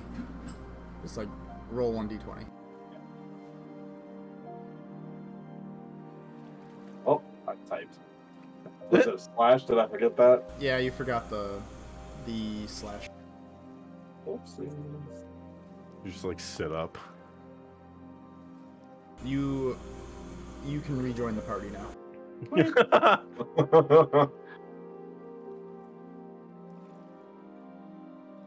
So the rest of you are left to your devices right now in the near the hearth of the Luskan Arms. All right, so Sneaky Boy is in his own room doing his own Sneaky Boy thing. And then we have 3 other keys. I gave my key to Aethros. There's Irini has a key, and then I guess the other key that's meant for Big Tune I have now. So I guess that's how the rooms are divided. Me. If that works for all of you. That's cool. I'm gonna take my key and go to bed. I like finger Hopefully guns to sleeping soon. Irini. Like, great performance. I'm gonna do a little curtsy on my way out. Shower of sparkles. And then I guess, do we have to walk by the loo? You would not have to. However, Okay, there cool. is a lingering odor coming from inside. I prestidigitate all up in that piece. Just that smell gone. Just to save face for poor Owen, so he doesn't have to deal with as much of that as possible. As you all kind of begin to make your way upstairs, you kind of just hear Owen say, "Thank you." And No then worries. There's a long pause. Enjoy your stay at the Luskan Arms. Oh, thank you. I assume they're, comfy turn down service not needed. Thank you. Is there a dresser? There is a dresser. Yes. I prep my bed. I do my nightly ritual. Prestidigitate clean. I prestidigitate Big Tune clean. Is anybody kinda- doing anything in particular before bed? I know you have your rituals that you're doing, oh no, which makes sense. Anything Yeah. else being done by anybody else, or are we taking a rest? I'm just gonna meditate for a little bit and then go to bed. So, are we doing long rest or short rest? I mean, it'll be, because it's night, to get to morning would be a long rest, unless you're going to take a brief, 1 hour snoozy nap and stay awake the rest of the time. That would be a short rest. But you're an elf, so you can just transfer 4 hours too. It'd still be a long rest, but you would you only have to technically meditate, sleep for 4 hours, then you can do light activities the rest of it as an elf. You It's even kinda do your long rest like a broody little elf. I read that Art of Transmutation book. I read the crap out of that book. All right, are you trying to decipher bits from it, maybe, to see if I- there's anything there? Yes, I see in my notes about it. So I assume now, could this be with my Artificer lore as well? What bonus does that give you again? History checks related to magical items or alchemical objects or things of this magical nature. I get to double my proficiency bonus essentially. I would allow it because it's related to transmuting. Nice. Let me do this, and I'm gonna do history. Oh wait, so you got investigation, right? Or Investigation, yeah. Okay, cool. Investigation. 1, 2. Oh, I think it already did it. +2. Yeah, it already did it. Sick. Bloop. Yes. All right, so before you go to bed, you take time and you kind of make your way through about the first third of the book, taking in every detail that you possibly can. And as you investigate this, you begin to realize that there is a string of it doesn't visibly show off anything arcane, but you're beginning to see small symbols appearing in the corners of some of these pages. Good. And embedded within the text itself, things that maybe don't match everything else, and you feel as though as you keep reading this book that you might be able to uncover more than what it lets on initially. So you've successfully completed one of your investigation checks. Why would they put the control flames section right next to the gust section? That doesn't really make sense, but okay. Sure, why not? Okay. If you right, and then yeah, nightly ritual and then rest, unless Big Toon wants to chat it up. I am out. Okay, cool. Then, yep, I make sure, again, prestidigitate him one more time as he's, like, zoozing, and then I gnome it up inside of that sweet dresser. Alright. So, no, go ahead and take a long rest. Long Athros or Irini, were either of you wanting to do anything before you hit the hay?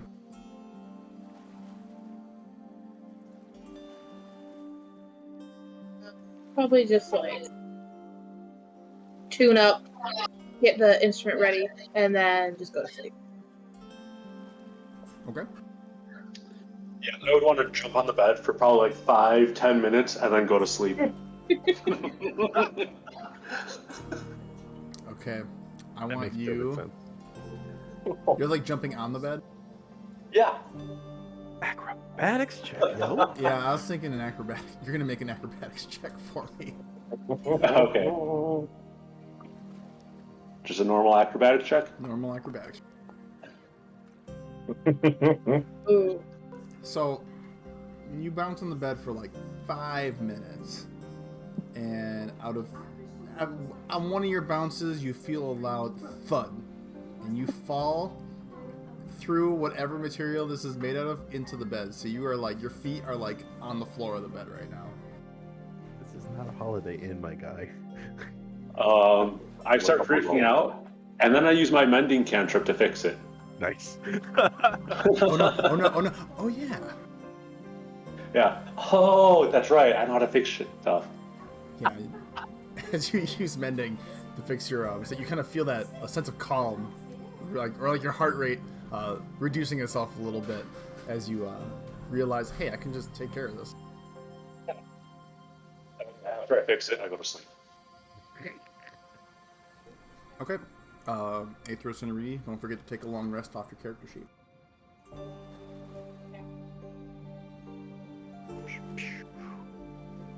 Another successful long rest. All right.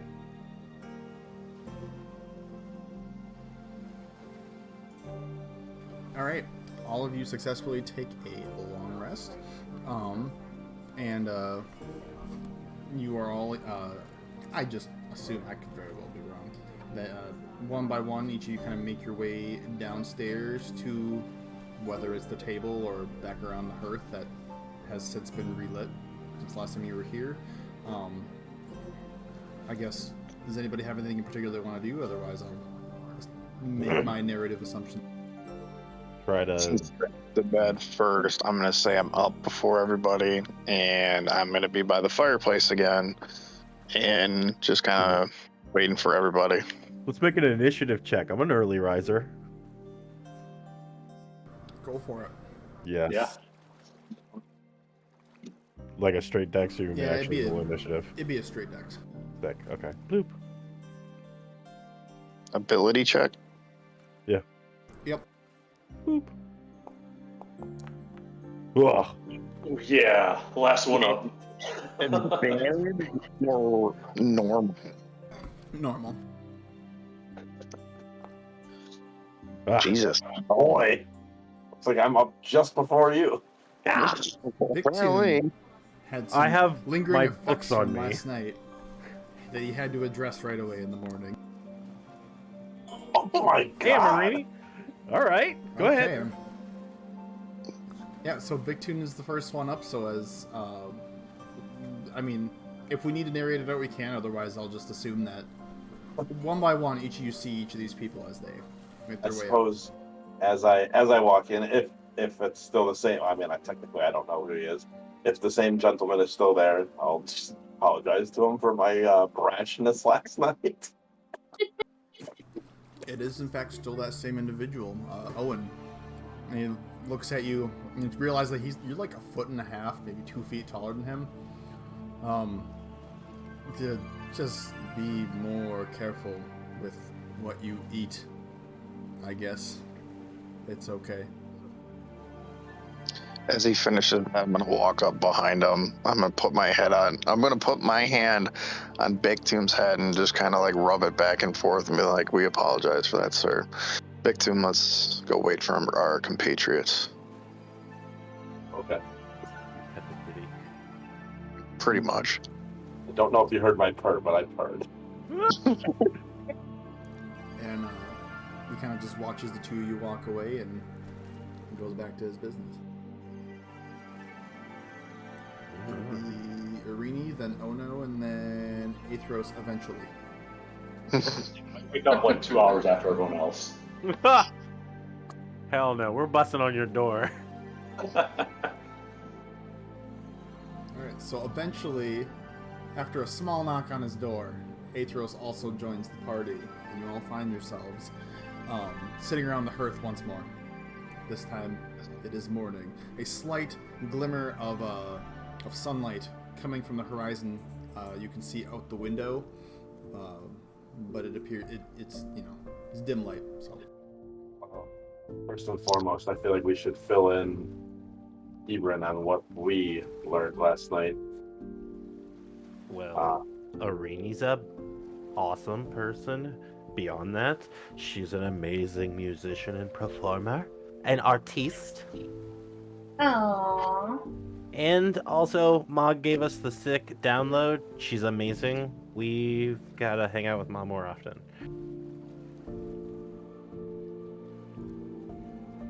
Anybody want to? Yeah. So we learned that the gentleman that we're looking for happens to be traveling with some traders, and they are indeed headed to Bryn Shander as of a few days ago. And apparently, we all have gotten it wrong. He does not rock shorts and a Hawaiian shirt. Yeah, Hawaiian shirt. Yeah, I was totally I feel thinking that. Yeah. attacked right now. we have been misinformed. Yeah, we took some real liberties with. We took a hard left turn in the description of Feels him. a He's game like, of telephone. He's like, Yeah. he should. He was just he's like, got yeah, leather he's not wearing- pants and He's he's not got a wearing a regular. jacket. Yeah. It's like cool shorts and a t-shirt. Shorts and shirtless. Got it.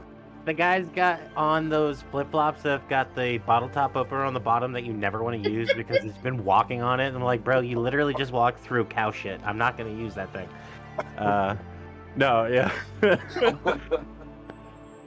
Yeah, they're part of the. He may be affiliated with, very closely affiliated with the Tord Traveling Merchant group. He might be, some kind of, upper ranking, or maybe he's just hanging out with them for a little while. He apparently, we should be checking in on the Church of Orel, because I mean. Apparently, he could very well be connected. I have suspicions with the ice daggers and everything, but, I figured I'd chalk that up to just being like, I'm a flashy magic user. So at what point in time did that be Big Tomb busting into the door and almost vacating his bowels everywhere last night? Yeah, we also learned that he is lactose intolerant, apparently. And I look at him and on his person, and I hope he has that bottle still. Yeah, I sure do. Saving that for later. Oh god, why are you rolling dice? I wanted to do a history check. I was hoping I would roll higher. I was going to be like, well, because of his race, didn't you guys know that? But apparently not. I pull out a section of notes and I'm like, It's now noted. Duly noted. Yeah, I mean, short of that, I mean, they are at or have made their way very close to Bryn Shander. So, I don't know if you guys want to stick with town here, or if we should go ahead and try to track this guy down. Vote for leaving right after we break our fast.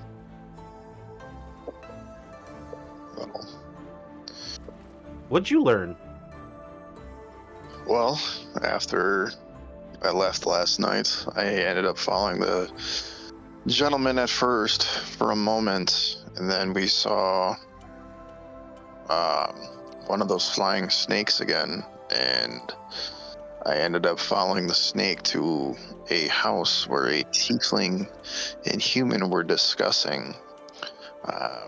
Ultimately, at first, I thought a window was open, so I jumped up onto the house across the street to see if I could listen, but I couldn't, so got back down, went across the street, and got next to the window, pressed my ear against it, and heard some pretty interesting things. One gentleman was saying we should help them, they're getting rid of them, the murderers and Targos. It might be onto something. We should talk with them. Talking about us? I'm not too sure, but then one gentleman's like, that's what I mean. Get on their good side. We're going on if, we do a good job. We should exercise caution, be a little more careful, always so cautious, and they might have more work for us again, blah, blah, blah. And one of the guys ominously was saying, we have a lot more space to grow. So as I was about to proceed and jump down, the tiefling hooded himself and walked away as the human stayed there. There were some scrolls laid across the room, a couple on a night table, a couple on the table he was working. But ultimately, that's what I saw over there. I went to the gate to make sure that Barn received the food. He was curious who did that. I just wanted to say thanks to him and his compatriots for letting us in and staying the night. I lean in, and then they got the food? They got the food, yes. Yeah, all right. It totally worked. Awesome. And then came back to here. How far away is Owen from me?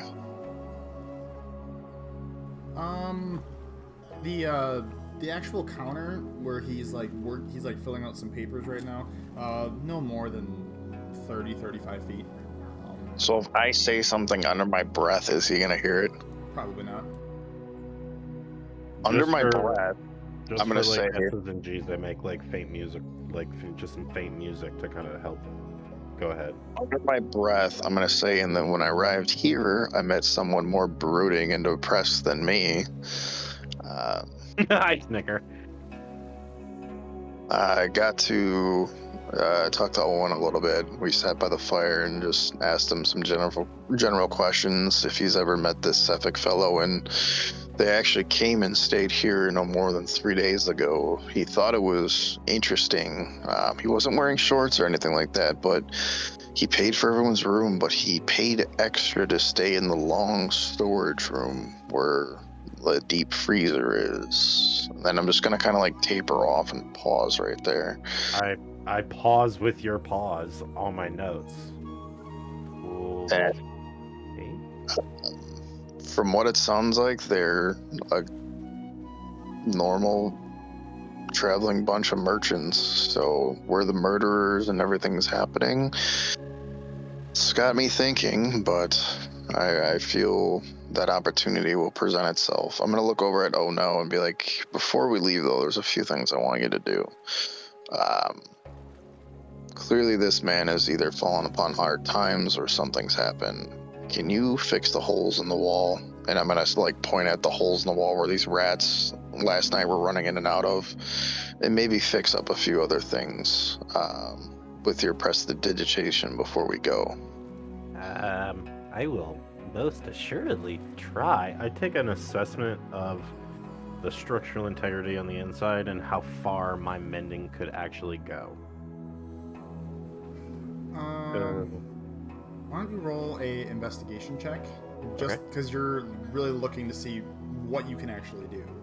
Okay. Take a nice big scan. Aethros. Do I know if Aethros can mend? Because if he can, I'm going to look at him and say and ask him to do the same. Do not. I can guarantee that. I don't know if you've seen him perform it before. Okay. Nope. Oh no, as you you gonna like look around the room and like kind of get up and whether you're Yeah. taking notes or investigating the. Pause from taking notes. I get up, like, okay, I'll take a look, and I start walking around the room. I do literally like a general contractor and begin to make assessments, like I'm back in the Thousand Hands caravan. I pull out a fresh note and I go, okay, there's that's a 5-foot section. That's gonna take a few minutes. I am actively trying to make my way from the group to this cold storage room. Okay. As you I will. You're gonna make your way there. Don't worry.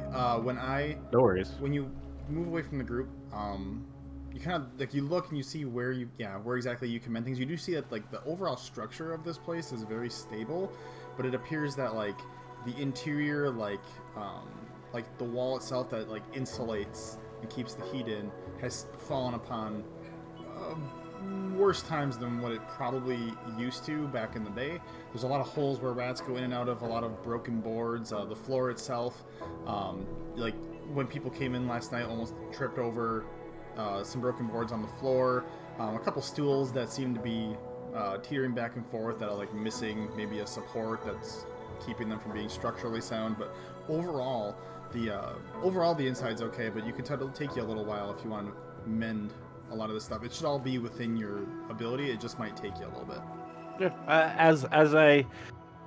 I'm actively like, I'm looking at the ones, I'm like doing the really small ones quick, like, oh, this is only a small little thing, oh, that's a nail out of place, quick, no big deal, hammer over there and a little prestidigitation over there and here.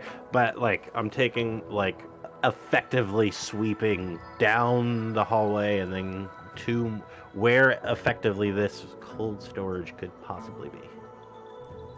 Are you trying to do so without Owen seeing you, or are you trying to... Oh, I'm actively, like, I'm standing on the counter and I'm going, I'm trying to fix this, sorry, Owen. And then, like, I mend the desk counter and I go, what other available areas can I get to that are okay for me to fix? I hear there's a cold storage that may need mending.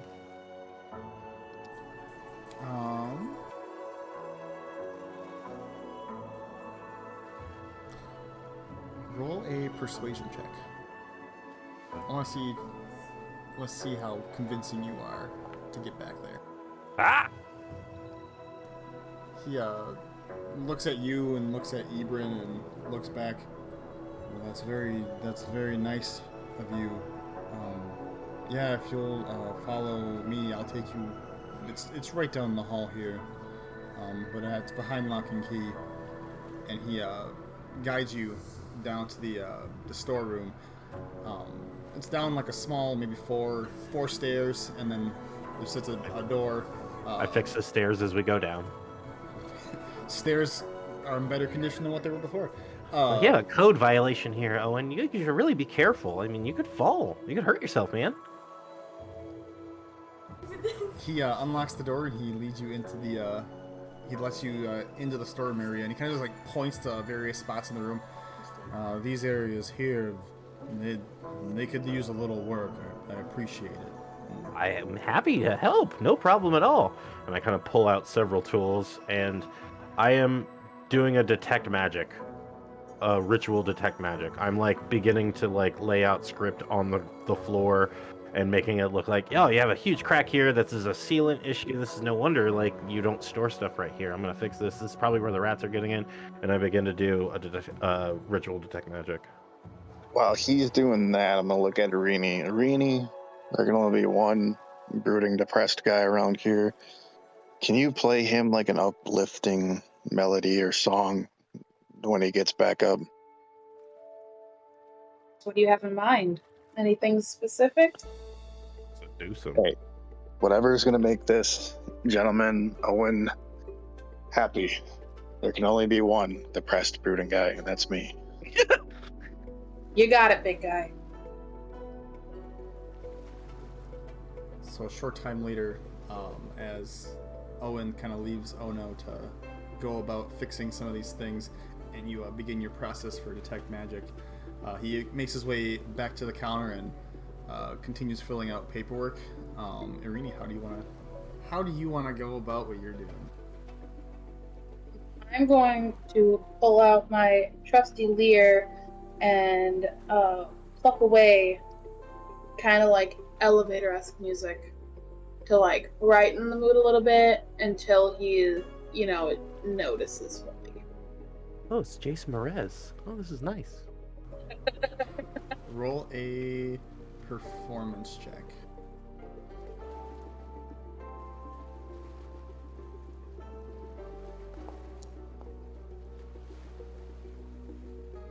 So, your elevator-esque music.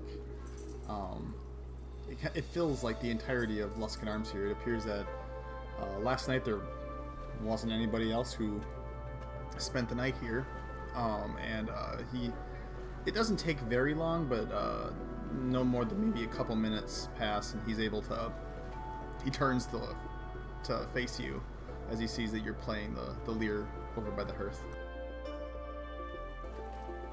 Once he knows me, I'm going to play an actual song, one that's just like bright and cheery to try to boost his mood. Alright, make another performance check for me. I want to see how well you play this song. Gotta get ready. Wow. Wow. Make a perception check as you're trying to keep his attention on you.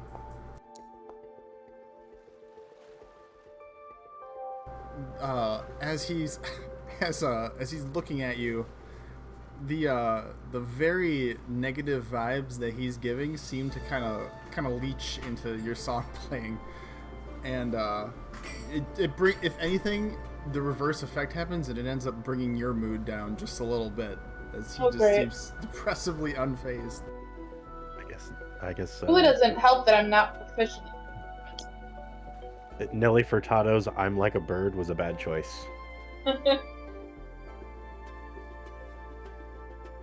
Oh no, I would say at this point you're able to finish your ritual casting.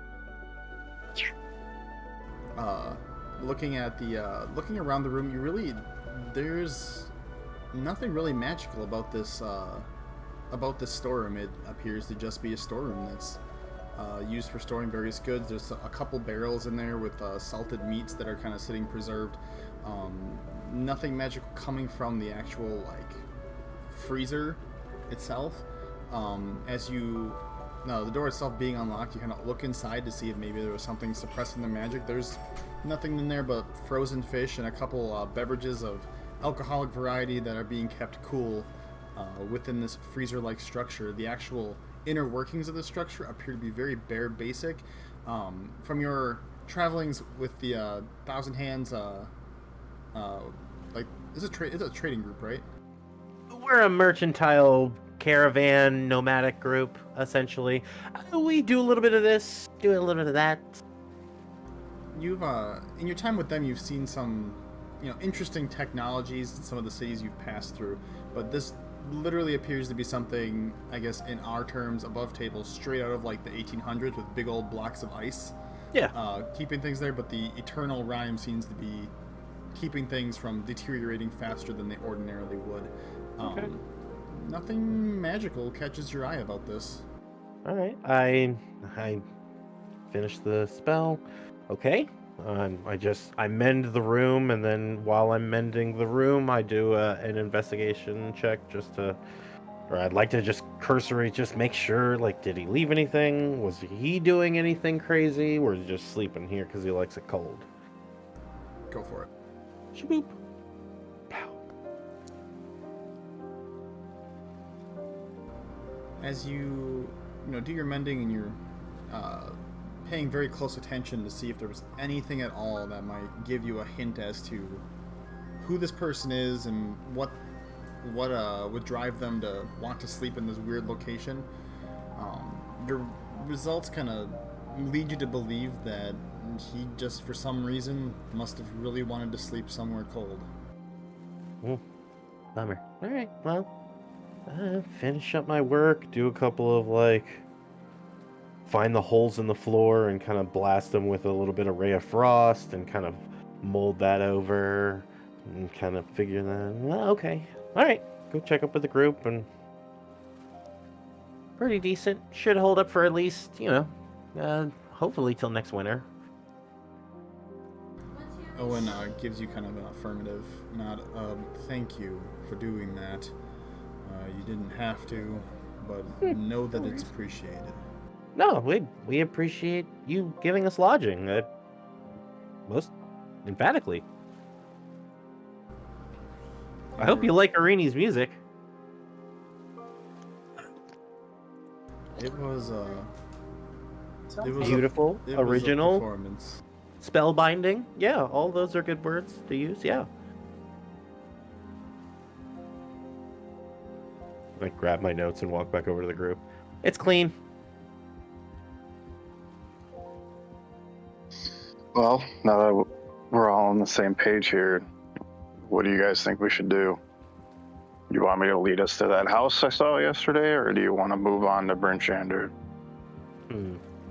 Feel like Well- since Ma said it was more than a day or so ago that they headed down there, I think we should probably try to stay as close to them as possible. Try to figure out if they're still there. I mean, yeah, we got a couple of footnotes here, but I mean, it's either we go into the town hall and ask very serious questions, or we just kind of go for Bryn Shander. And I mean, they're a traveling merchant group. They're on, I think Ma said sled dogs, possibly something of that effect. I mean, So if They they left, they've probably gotten there by now. yeah, they're probably settled in. So I think we better get going then. Hopefully we can find them there. adventure, shishow. Alright, so the party's getting ready to leave for Bryn Shander. I suppose. Yeah. Yeah, I'm too on. Seems like it. Athros, you good? You ready? Finger guns. Yeah, let's go. I'm ready. Bam! All right. Alright. Stepping outside the Luskan Arms, I want Ebrin to roll a perception check.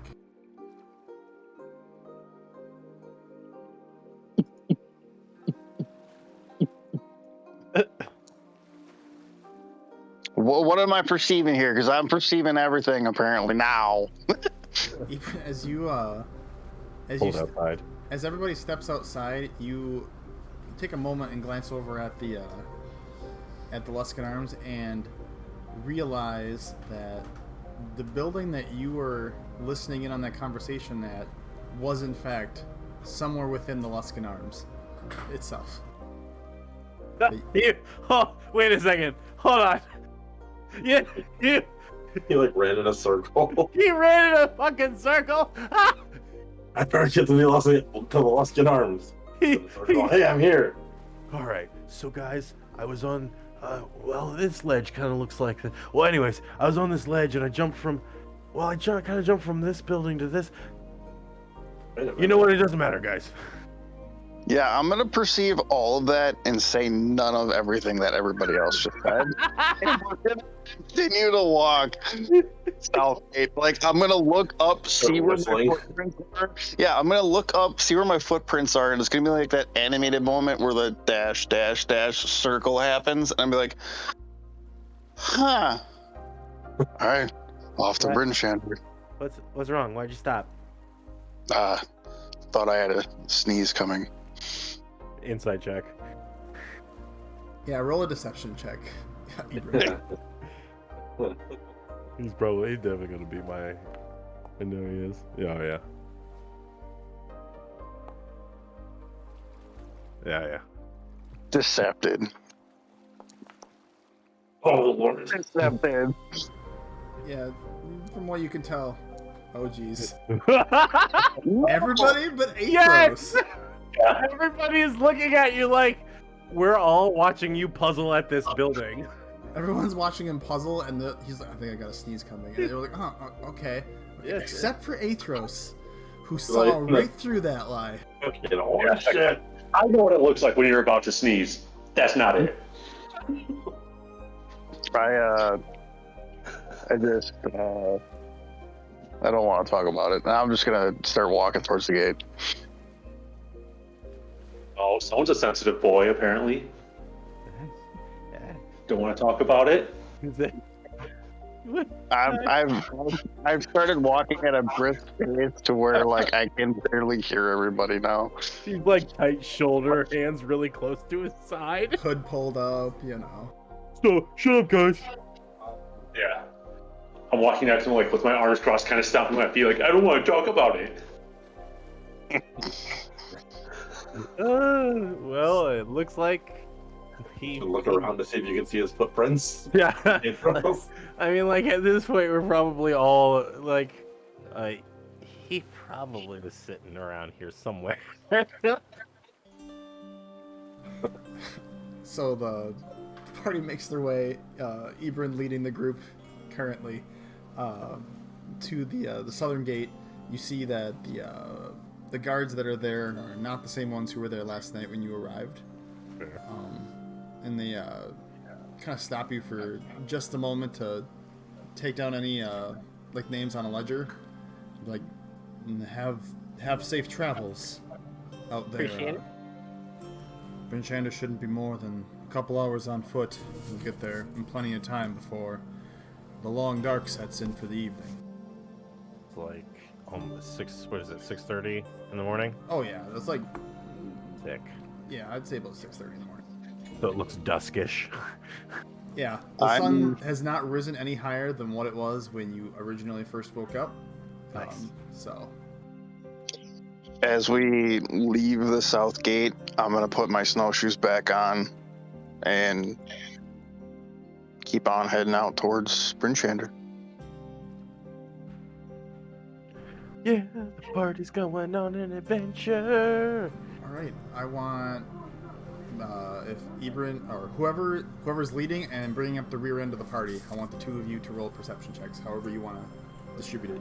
I feel like since he's a good, 10 paces in front of us, Ebrin should probably be leading. Yeah. Do I get advantage? From what? Embarrassment. I've got people watching behind me, so my back's covered. You yeah, literally yeah. just described all the reasons why you need disadvantage. If Yeah, I was anything, like, you need disadvantage for the Well, embarrassment. I got a 3 anyway. I can bring up the rear. okay. Go I ahead. perceive I hate your nothing. guidance. Ah, damn it. And I ain't seen shit either. Okay, my back is not safe. My back is not covered. Why are you both looking at each other? I don't want to talk about it. Across the room like always sunny. As you're heading out into the wilds of the frozen north here, your walkway is a wind kind of comes from the south, blowing northward, and you're not 100% sure if you're still on the path or not to lead you to Bryn Shander. I want Ebrin to roll a survival check to see if you all stay on the path. We're gonna end up back in Termalite. God. Survival. Normal. Ugh. That one. So, while you're not able to see super far with this wind blowing kind of some of the lightly frosted snow from the blizzard that was yesterday or 2 days ago, kicking it up into the air again, you can't see a whole lot of what's going on, but you're managing to hold everybody onto the path, so that way no one gets veered off course as you reach that fork in the road that leads you between Bryn Shander or Termalane, and you're able to choose the right path and make your way to Bryn Shander, or at least head down that route. As far as wildlife is concerned, in the distance, about halfway down, None of you see anything because you rolled horrible perception checks. So you don't know what happens out there. You don't know. I was gonna ask, what's wild out did there. I like get lost from the rest of you guys because I literally didn't even notice that you guys No. were there? No.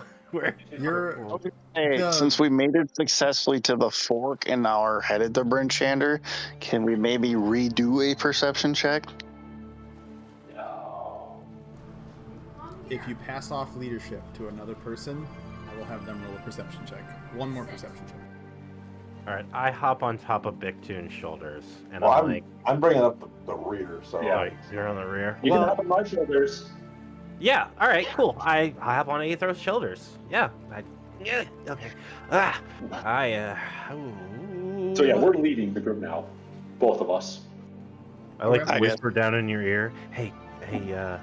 Do you know, like, can you make things a little bit better? You know how to, like, you know, give me a good word of advice or something? You know, do that magic. Yeah, I think I got you. Since they're Yeah, taking so I'll give him some guidance. Sick. Okay. But then can I also just make a perception check on my own? Since I'm also in the front? I'll allow it. Alright. While they're doing that, I'm gonna mosey my way to the back, and I guess I'll take the back. We're Okay. doing okay. We're doing okay. You feel as We're not lost, I know exactly where we are. Oh my club. Ebron, you're very, very upset about the Ebron, information eyes up you front. uncovered maybe about an hour ago. Still salty in the wounds, still fresh. You, Aethros and Ono, between the two of you, bartering with each other back and forth about how the path is going and looking out and seeing the wildlife and stuff like that, you're able to keep yourself on track. And really, the only thing of interest that you see on your way to Bryn Shander is I've heard of what appear to be some form of deer, maybe 50 or more, all making their way, climbing up a hill, leading into a small forest.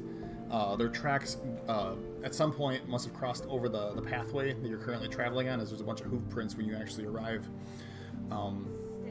Before you crest one final hill that leads you to Bryn Shander, the city itself, coming from the south gate. I want Aethros to make a history check. Oh, absolutely. Dang, we walked all the way around and we're coming in from the south gate. You're not really sure. No, it's just you see the city in the distance, and you are. Yeah. We're going to the city. I see the city. We're here. Bryn Shander, no more than maybe a half mile out. The light's coming from within the town itself, in this dim light being provided by this low-hanging sun, able to give you enough illumination that even this far out, you're still able to see where you need to go. And So was that history check to see what I remembered, or? It was maybe, yeah. Okay. I got you. That's a sus maybe. It's a surprise roll that will help the DM later. Oh Yeah. God. That's alright. Ebron and I are bringing up the rear. Still have no idea where we are. We were just conversating about anything, Are really. you guys playing slap hands? We might be. So, how do you not realize that you're lactose intolerant until now? We don't have. But now we can see that I tried down where I'm from. Maybe he's used to having like goat milk and not cow milk, and that's the difference. You That's guys are too offensive far to goats. I You guys- mean, guys, for real. to hear our conversation. We're in a group. We can hear each We're other, in a right? group. Yeah, like this is the. We don't just like stare out the window and like lackadaisical. We're all in a group. We're talking about random stuff. I'm right reading in the a middle book too, about- so I heard it. Yeah, like. Yeah. We know. Yeah. Oh, no. There's different types of milk. Who knows what he has back home? To be fair, DM, did we assess? Could I have assessed retroactively? Like, did I realize it was like cow milk, goat milk, or whatever other mammal lactates? Based off of the amounts that you were able to spoon before maybe Big Toon asserted some form of cat-like aggressive stance over it or something. Oh yeah. You could perceive it to have been some form of what's the word I want to look for? Cow. Some form of cow or Bovine. yeah, bovine. That's what I was looking for. Okay, clearly was not of a goat species. Irenia, we apologize for being crass. Not funny, guys. Okay, but no, it's definitely is a I cow. don't see the big deal with that. Like quizzically, like open palms to Irene. Like, I mean, you're Like, don't ask her. Yeah, like- Do not ask her. Don't. I have a feeling. But like, there's goats that like climb mountains and like the ba or whatever. Yeah, they So I can't climb a mountain and say ba? no. But like the ones like that are on all fours are like the goats. You're like a goat person. I'm talking about a goat. Satyrs are different than goats. I know I that. feel like we should just you, though? hand him a shovel. Yeah, one's a fake creature. One's just a normal creature. There's a big difference. That's the one thing Eric Ross does know. 'Cause he was a goat farmer at one point. Sure, there's pictures in your book. Yeah. Oh wow, this just opens up a whole different level of questioning now. I am Wait 1 second. we are approaching Okay. the south gate, the southwest gate, right? Is what you said, Yeah, DM? it's the I'm- southwest gate. Okay. My 12 for insight is on Ben being a goat farmer. Do I? The honesty is, I used to be a farmer. We may or may not have goats at one point, or like goat-like creatures. Yeah, we had goats, I would say. Yeah. And yeah, then I was no longer a farmer. So I mean, Yeah. that's fair. Yeah. I mean, there was no deception there. I'm just a simple There you farm go. boy that then went to the church. he found himself the Lord. To the Amen. power of pictures. Yeah. Well, as the city is in view, what gate are we coming across? The southwest gate. We took a little detour. You guys set us up for success, so we finished out strong. We somehow missed both the north and the east gate. Well, southwest gate would be the one that you'd come in through the because Targos is to the west. It's to the west of the of Bryn Oh, Shander so it was itself. just kind of like Yeah, if you look at the map of curl the around a little bit. Icewind Dales, I would have Um, thought we were gonna come north gate would have been the perfect one to come through. But you know, yeah, I see what you mean. yeah. So you are, I would say at this point, approaching no more than maybe 100, 150 feet out from the southwest gate. And you see the doors to the gate themselves are open, unlike when you arrived at Targos. There are two people standing guard, but they appear to be not nearly as defensive originally as the Targos people were, since it's daytime. I'm going to move the time forward.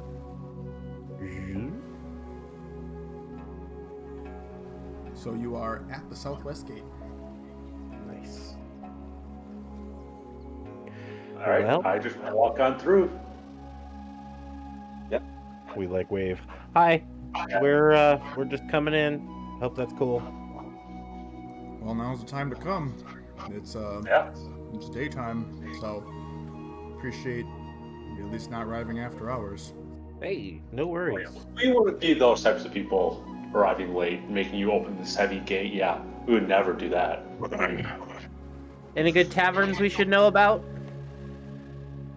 If you're looking for a great tavern, it's gonna be a little walk, but the North Look, run by Scramsacks, the place gets pretty wild at night. Does it get wild during the day? There's a moment of silence. I mean, yeah, it's some days, but usually people. It's gonna be work one of those during the day. days.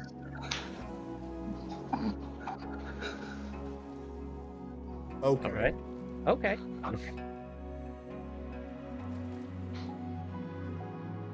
some sort of general store or smithy. Well, if you're looking for a smith, you can go to Black Iron Blades. Oh yeah, we heard about that from the other guy. As I check my notes and go back in time. Yeah, where would that be located? Well, if you follow this main path, and he like points inside and through the torches that are lit in the city, you can see that it's a pretty clear cut, just a long walk to get to the center of town. It's actually right near the city center. If you keep walking down this route, turn as if you're heading towards the North Look, which is the northern path. Right before you enter that actual walkway, you're going to come right across the Black Iron Blades. Appreciate it. Right. What about Oh, what about a library? A library. One second to look at my notes. I should also ask about a Church of Orel. Simply disgusted when he says library. If you're looking for a library, there is a place here in Bryn Shander.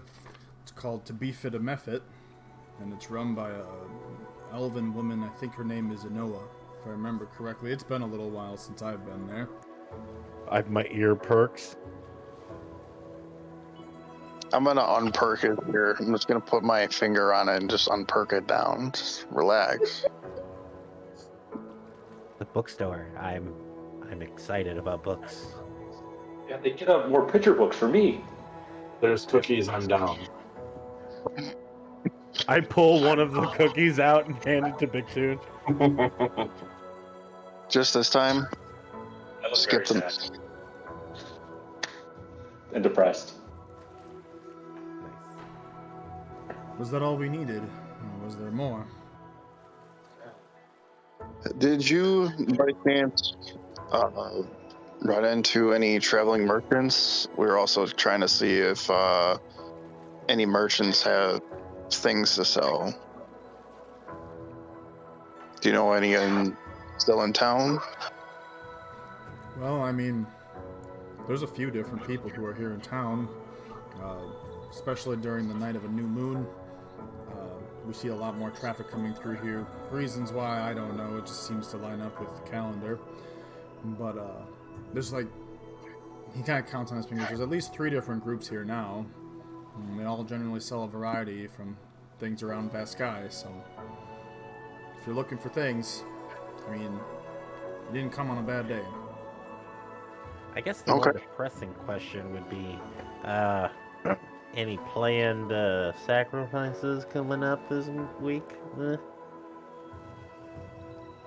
Yeah, his what originally was a demeanor that was very, I guess, just neutral, kind of becomes one of not like hostility, but inquisitive gloom, I'm gonna say.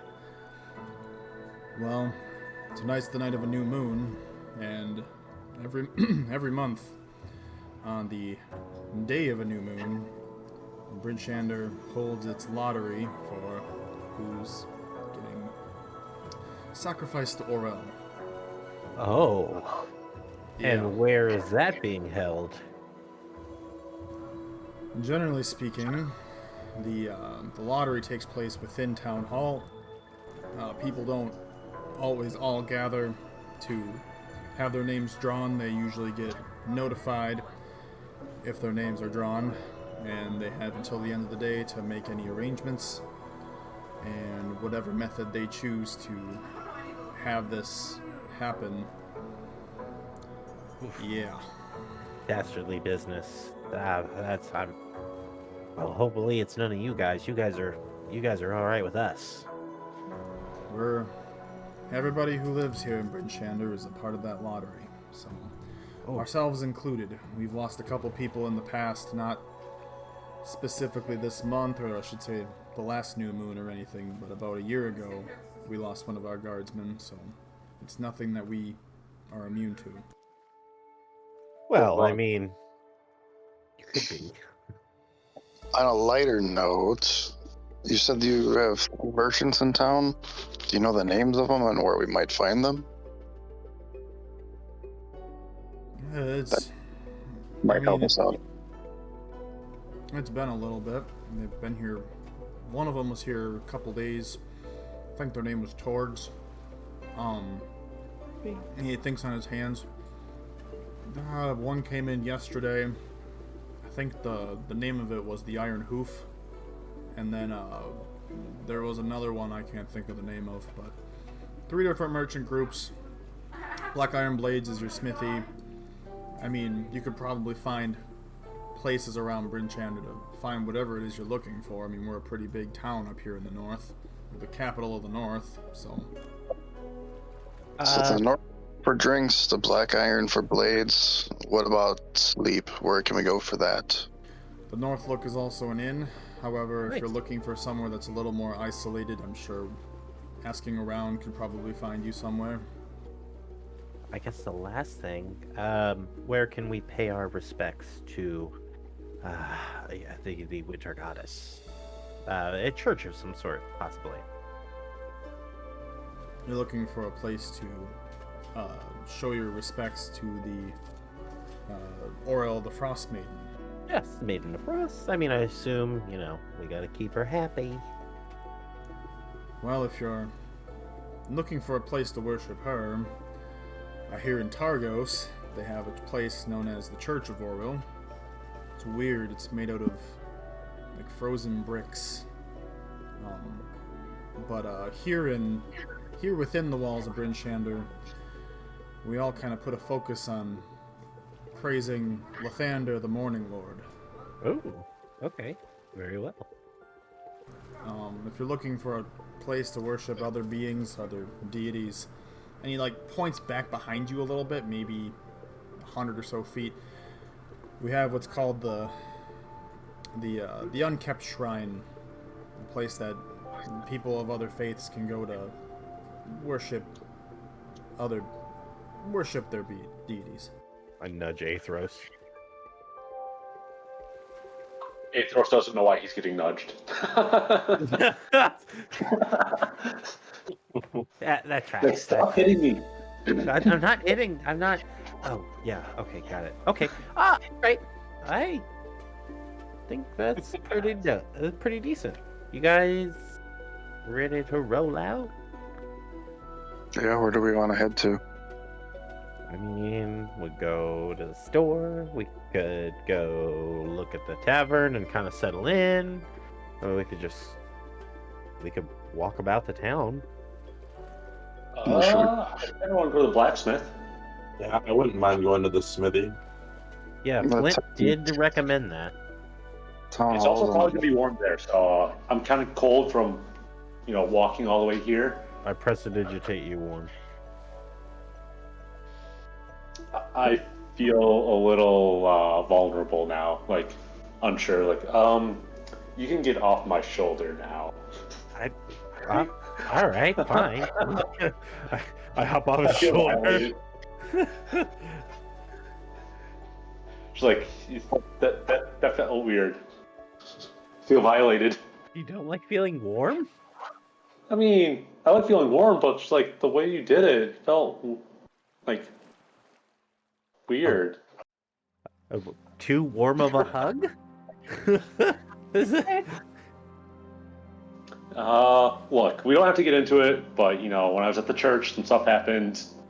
Oh, We don't have to get like no, come on. No, I'm just messing with you.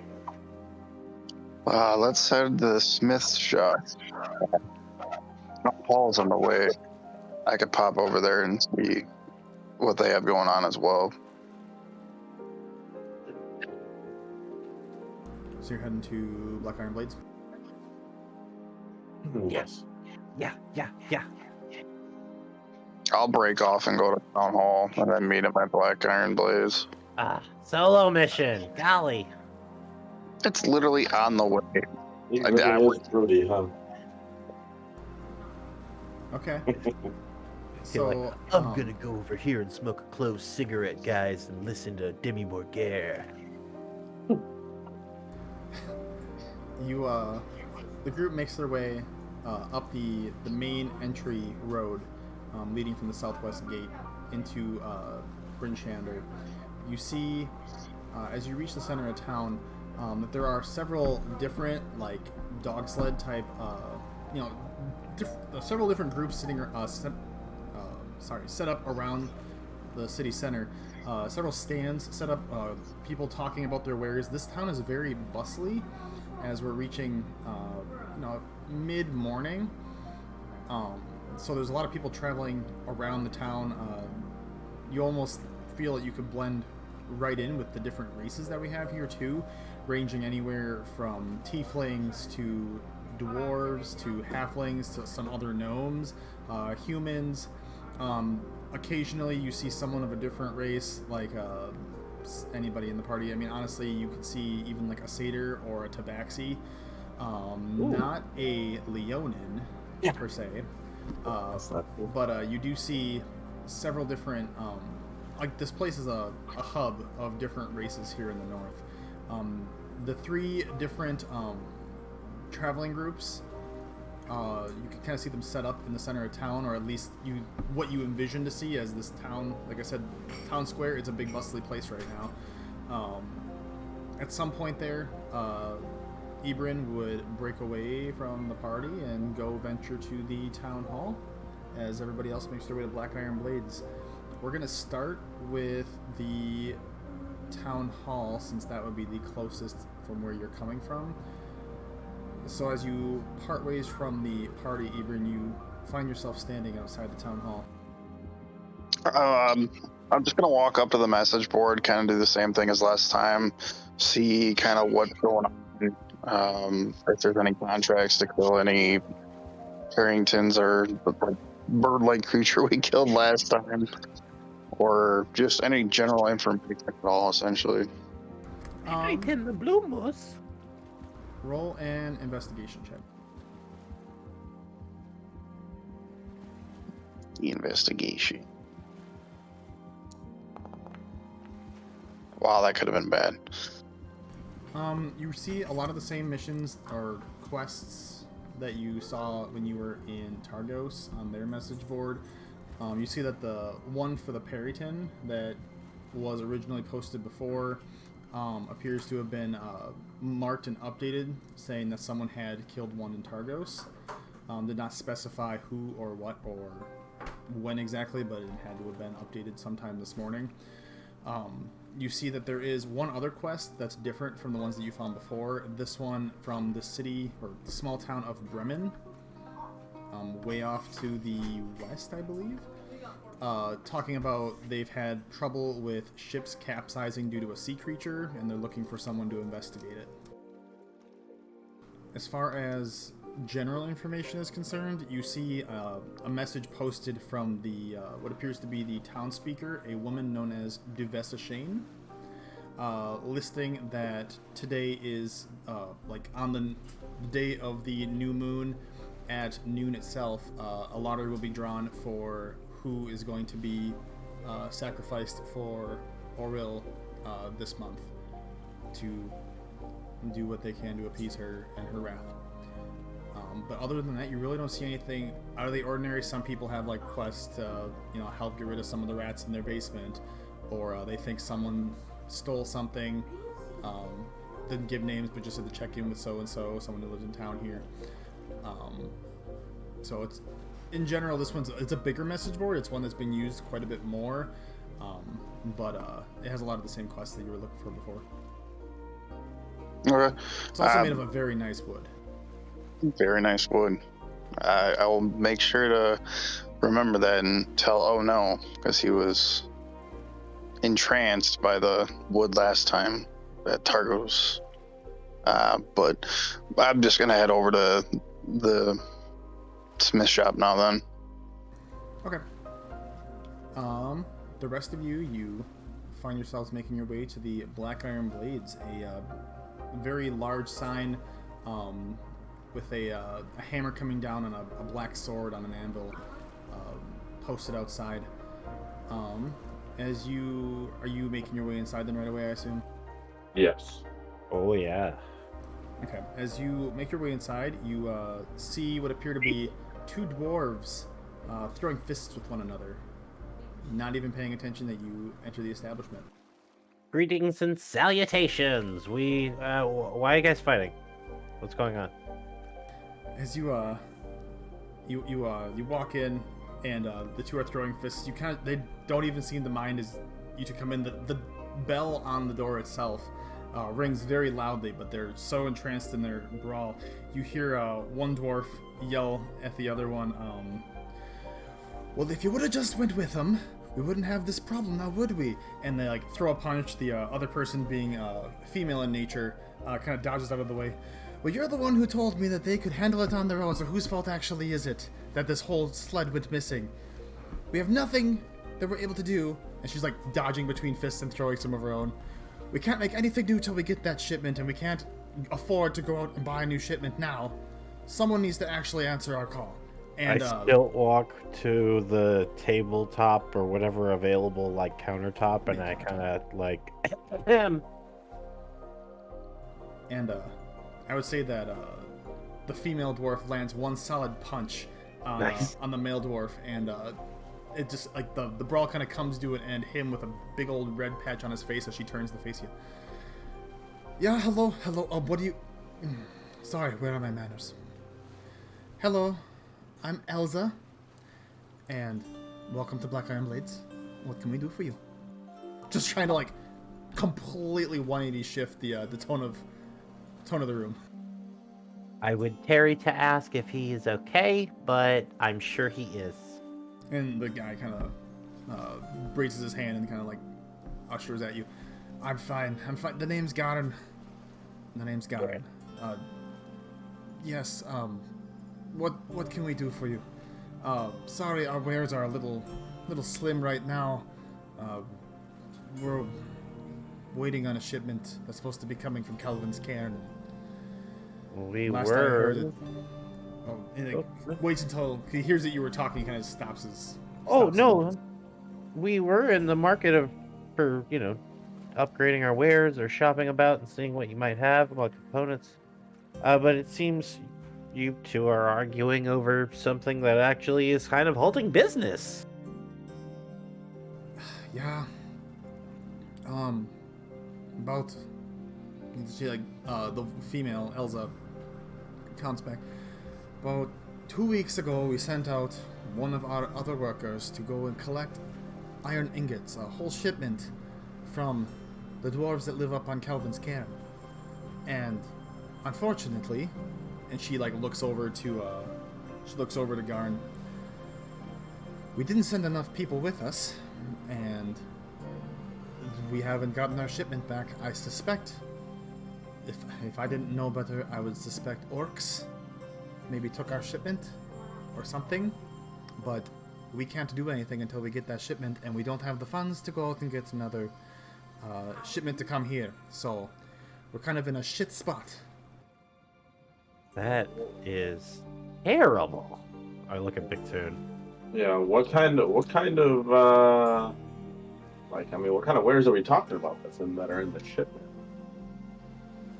Well, the waiters themselves are here, and she like looks and you see like weapons decorating the walls, a standard selection that you would find at most places that sell weaponry. But the materials that we use to make the new items, as people buy the ones that we have here, the materials are what we lost. That shipment. The dwarves, we have cousins who live up in Kelvin's cairn in the Dwarvish Valley, and they supply us with a steady round of iron, and sometimes other materials that we might need too. Raw gold sometimes can be found up there, copper. It just depends on where in the mountain you go. They provide us with all those goods, and unfortunately, our large shipment that we had coming in to supply us through this season, has been lost somewhere between here and Kelvin's cairn. Gotcha. Well, I mean, I'm not gonna promise you anything, but if we do get time, we can possibly look into that for you. And Garn, after rubbing his face a little bit, gives you like a slap on the arm because he can't reach your shoulder. I would appreciate it if someone could. I know we put out a request on the boards in some of the bigger towns like East Haven, Targos, and here for anybody who's willing to take it up. We'll gladly supply some gold. Bryn, this would be when you would enter the establishment, since you weren't there that long, so everyone's together now. We'd gladly supply you with some gold, if you do, or a discount on purchased goods, whatever tickles your fancy. I mean, any or an even split. We can work out the details later. Don't slip and fall. Oh God, please don't slip and fall. I was gonna see how quiet I could enter this building, but apparently not very. No. I would say only throwing the door open. whoever's standing in the back. So whether it's like Irini or Aethros, one of the two of them would hear you come in. But overall, with the conversation the way it is, I'd say you were fine. You were never gone to begin with. Whipping the door open. Like, wow. Nice. I mean, well, it sounds like you're pseudo-sparse for wares, but definitely in the need of help. I wonder if, in the meantime, we could possibly, like, trade off some information and possibly, like, get a better grasp on what your needs are and what our needs are. Yeah, if that's possible. I, like, make a glance around the room. I definitely clocked your ruby red eyes walking in here. Yeah, you would see him now appearing. Like as you look around the room, you see that he's there. I'll give you like a questioning thumbs up. Like, we good? Silence. Well, I remember seeing something about some dwarves here needing help. Did we figure out what that was? I believe we are in the right place for that. I dare to ask. Beyond. You know what? We should probably do business. Anybody need anything specific? I mean, there's nothing like discernibly, like very obviously better than what we have, is there? As far as weapons go. Items that are currently like decorating the walls are about the same quality that you have. Your greatsword itself being better quality build than what they have out here. I mean, that's what you see offhand. If you were curious if there was more, you'd either have to ask, or I would say maybe an investigation check to see if you see glimmers of anything. But for the most part, the things that decorate the main room are like your standard assortment. Probably a better quality than what you found in Termalane, but not as good a quality as like your greatsword. Give it a go. See if I see anything, I guess. Yeah. You can see hints of like fancy looking like hilts or like very nicely decorated weaponry of some kind that appears to be like coming out from their back room. It appears that a lot of this might be on a ask questions, get answers basis, or like to keep it out of harm's way.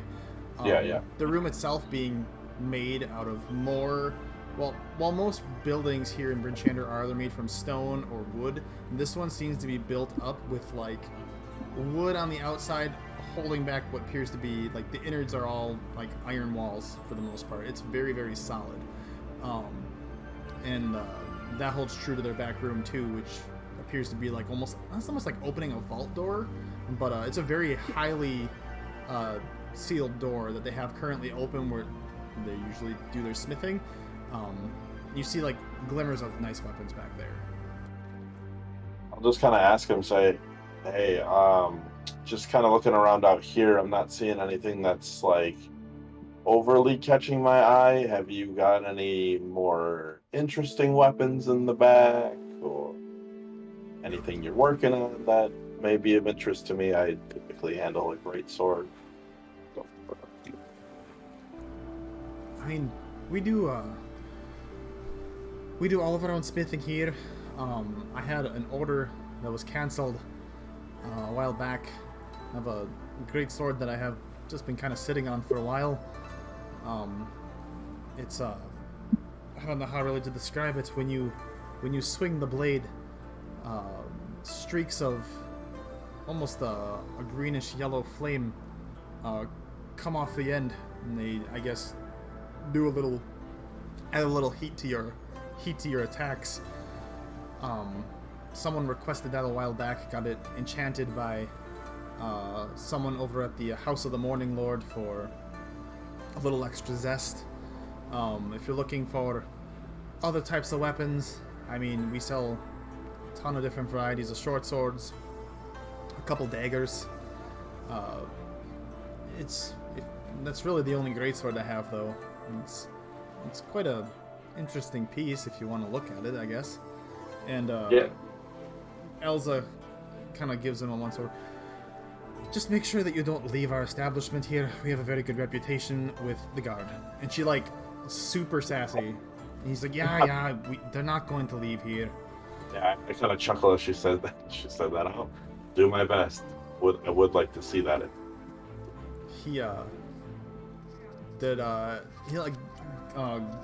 Garn kind of looks the rest of the party. Was there anything of interest for anybody else? I'm sorry. We don't carry a lot of our stuff out here in the open just to reduce thievery. It's not really a big problem, but we don't like taking our chances with our wares, especially, as you've now heard, with our shortness of materials that we have right now. But if anybody else is interested in something, I'm sure I can bring something out here. Speaking of shortness, it's coming upon noon. Can you maybe enlighten us of what's about to happen as well? Sure. And as Garn goes back to grab the weapon, he begins bringing it back out. Elza kind of chimes in. Well, as you'll see eventually here, it is the day of a new moon, and she like looks at all of you. I mean, we have so many different people here. I can't tell if you're all from here or not. If you are, I haven't seen you before. I apologize. No illness intended. Here in Bryn Shander, we're one of 3 towns who praise, or I guess appease, not so much praise, Oril in her everlasting rhyme. We try to appease her by sacrificing one of our citizens on the night of a new moon. Every day of a new moon, we have a lottery, and the person whose name is drawn gets notified. They have until right around the middle of the night to get their everything settled away for next of kin, if they have children, or settle any things that need to be settled, I guess, before they are chosen and given the option of a couple different ways to appease Oril through sacrifice. The most common one is, and she like looks as Garn kind of brings the sword out and places it with 2 hands in front of Big Toon. The most common way is through being burned at the stake, if I'm being completely blunt. In the center of town, you probably passed the stake itself. It's usually right outside of Town Hall. Can't really miss it. It smells like burnt flesh and ash at all times. Ew. By chance, has anyone ever requested, death by ice spike?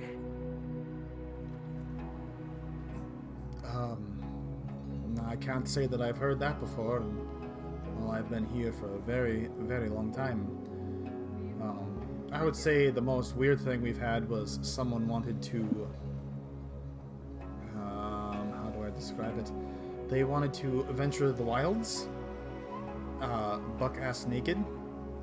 And it was a weird request that they had, but because they were being sacrificed, Duvessa kind of just turned a blind eye.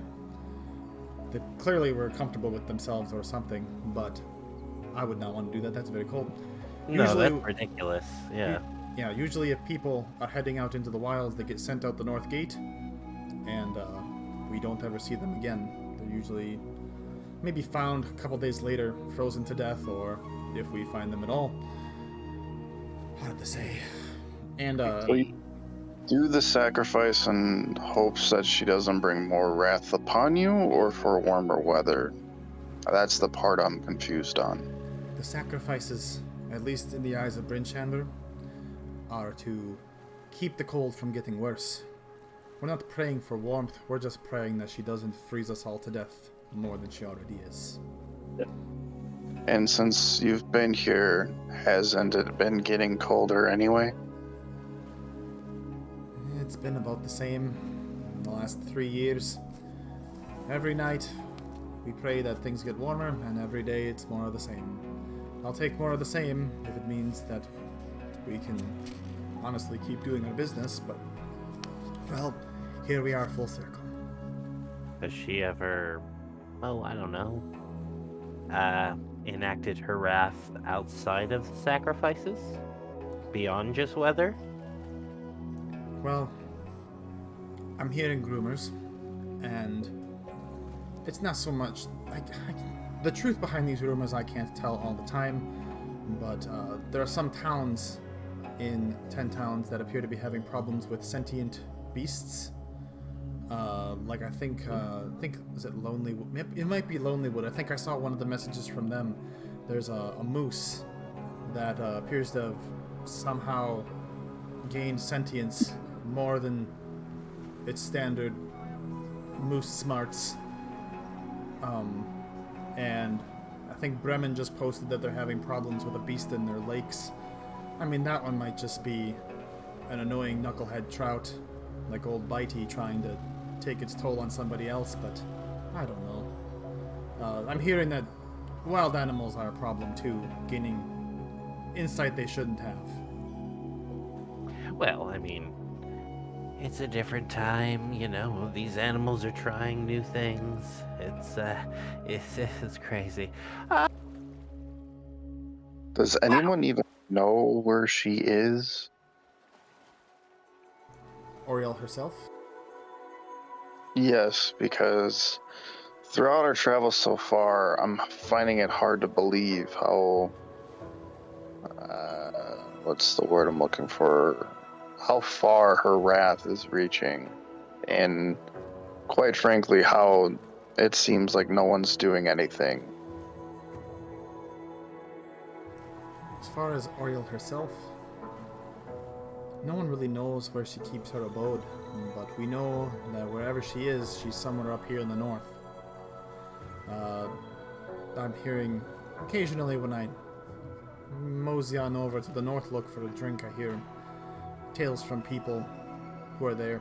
And this whole time, Garn has just been waiting to, like, talk about the sword. So he's just, like, patiently waiting for Elsa to, like, finish her story. Yeah, yeah. While he put it down, could I have like put down some chalk and ritually cast Identify? That's what I'm waiting to do, is try to figure out, see if I know what the hell's going on with this sword. I would say, yeah, it's big enough that, like, if you wanted to ritual cast Identify, you could. But as far as specifics for that part, we are going to wait till next time, but I'll finish this part here before we go. I'm just letting you know, so you can bake on it for a little bit.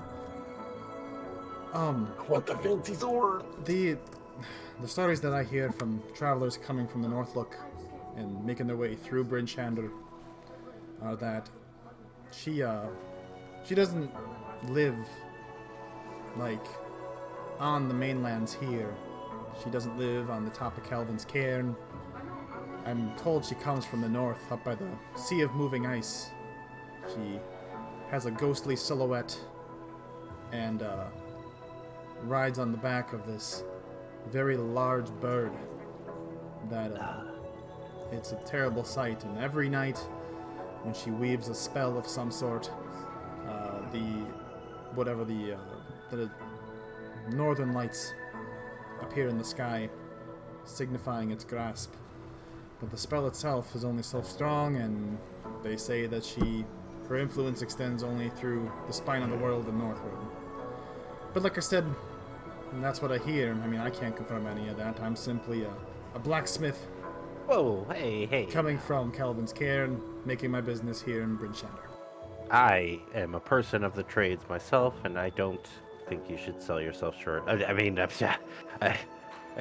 You're amongst greatness. I mean, Irini is a world-renowned musician and performer herself. You yourself, we've heard about you and your shop from miles around, so don't sell yourself short. Tell me that once my shipment's back and I can start making more weaponry. Well, we might have put a peg on that one. We might be up for the task of looking into that. So you didn't discuss payment then? We haven't done anything yet, man. There's a lot of stuff there's dents and papers we got to make. We'll get there.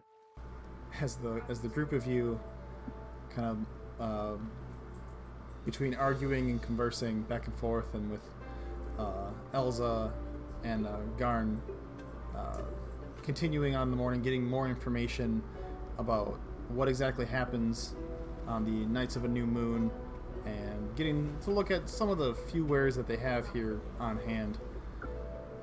I think we're going to continue this next time. Lows. I'm just happy you all made it to Bryn Shander. I'm gonna be honest, I was kind of... I saw what time it was, like 7:45, 8 o'clock, and I'm like, okay, we should probably make sure we get out of Targos today. For the That's why DM, I'm- it was appreciated. But That's why I was brooding and running away as my perception roll bit me in the butt there. We got stuff to yeah, do. that feels like a moment that I need to make into a small clip. The overall reaction to that was pretty great. But Classic. I'm not so sure if our monk will be joining us for periods going forward, but I'm going to leave the door open for them, and I have ways I can weave them back into the story. Long detour. Yeah, exactly. There's always those options out there. So It's easy. He Is- took directions from Athros. Ooh, bad choice. Yeah. You're Um, assuming that I actually know where I'm ever going at one point. right. That's the point. Yeah. It's like, well, I'm moving forward.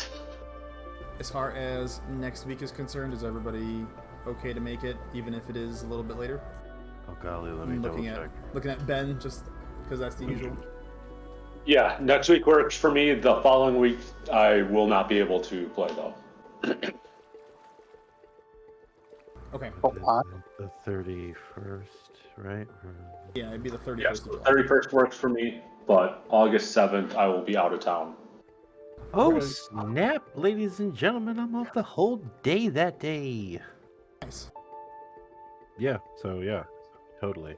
I think I'm on the actually same kick as Ben, because the week of that after, do I have that schedule uploaded already? I think I might be getting shafted one of those weeks. I don't know, I'll let you know. With I think after further discussions with your wife today, I think you might be able to use some sick time or tell them to go kick rocks. Get out of town, bro. You're like, this guy is always like, he's scheming. Scheming.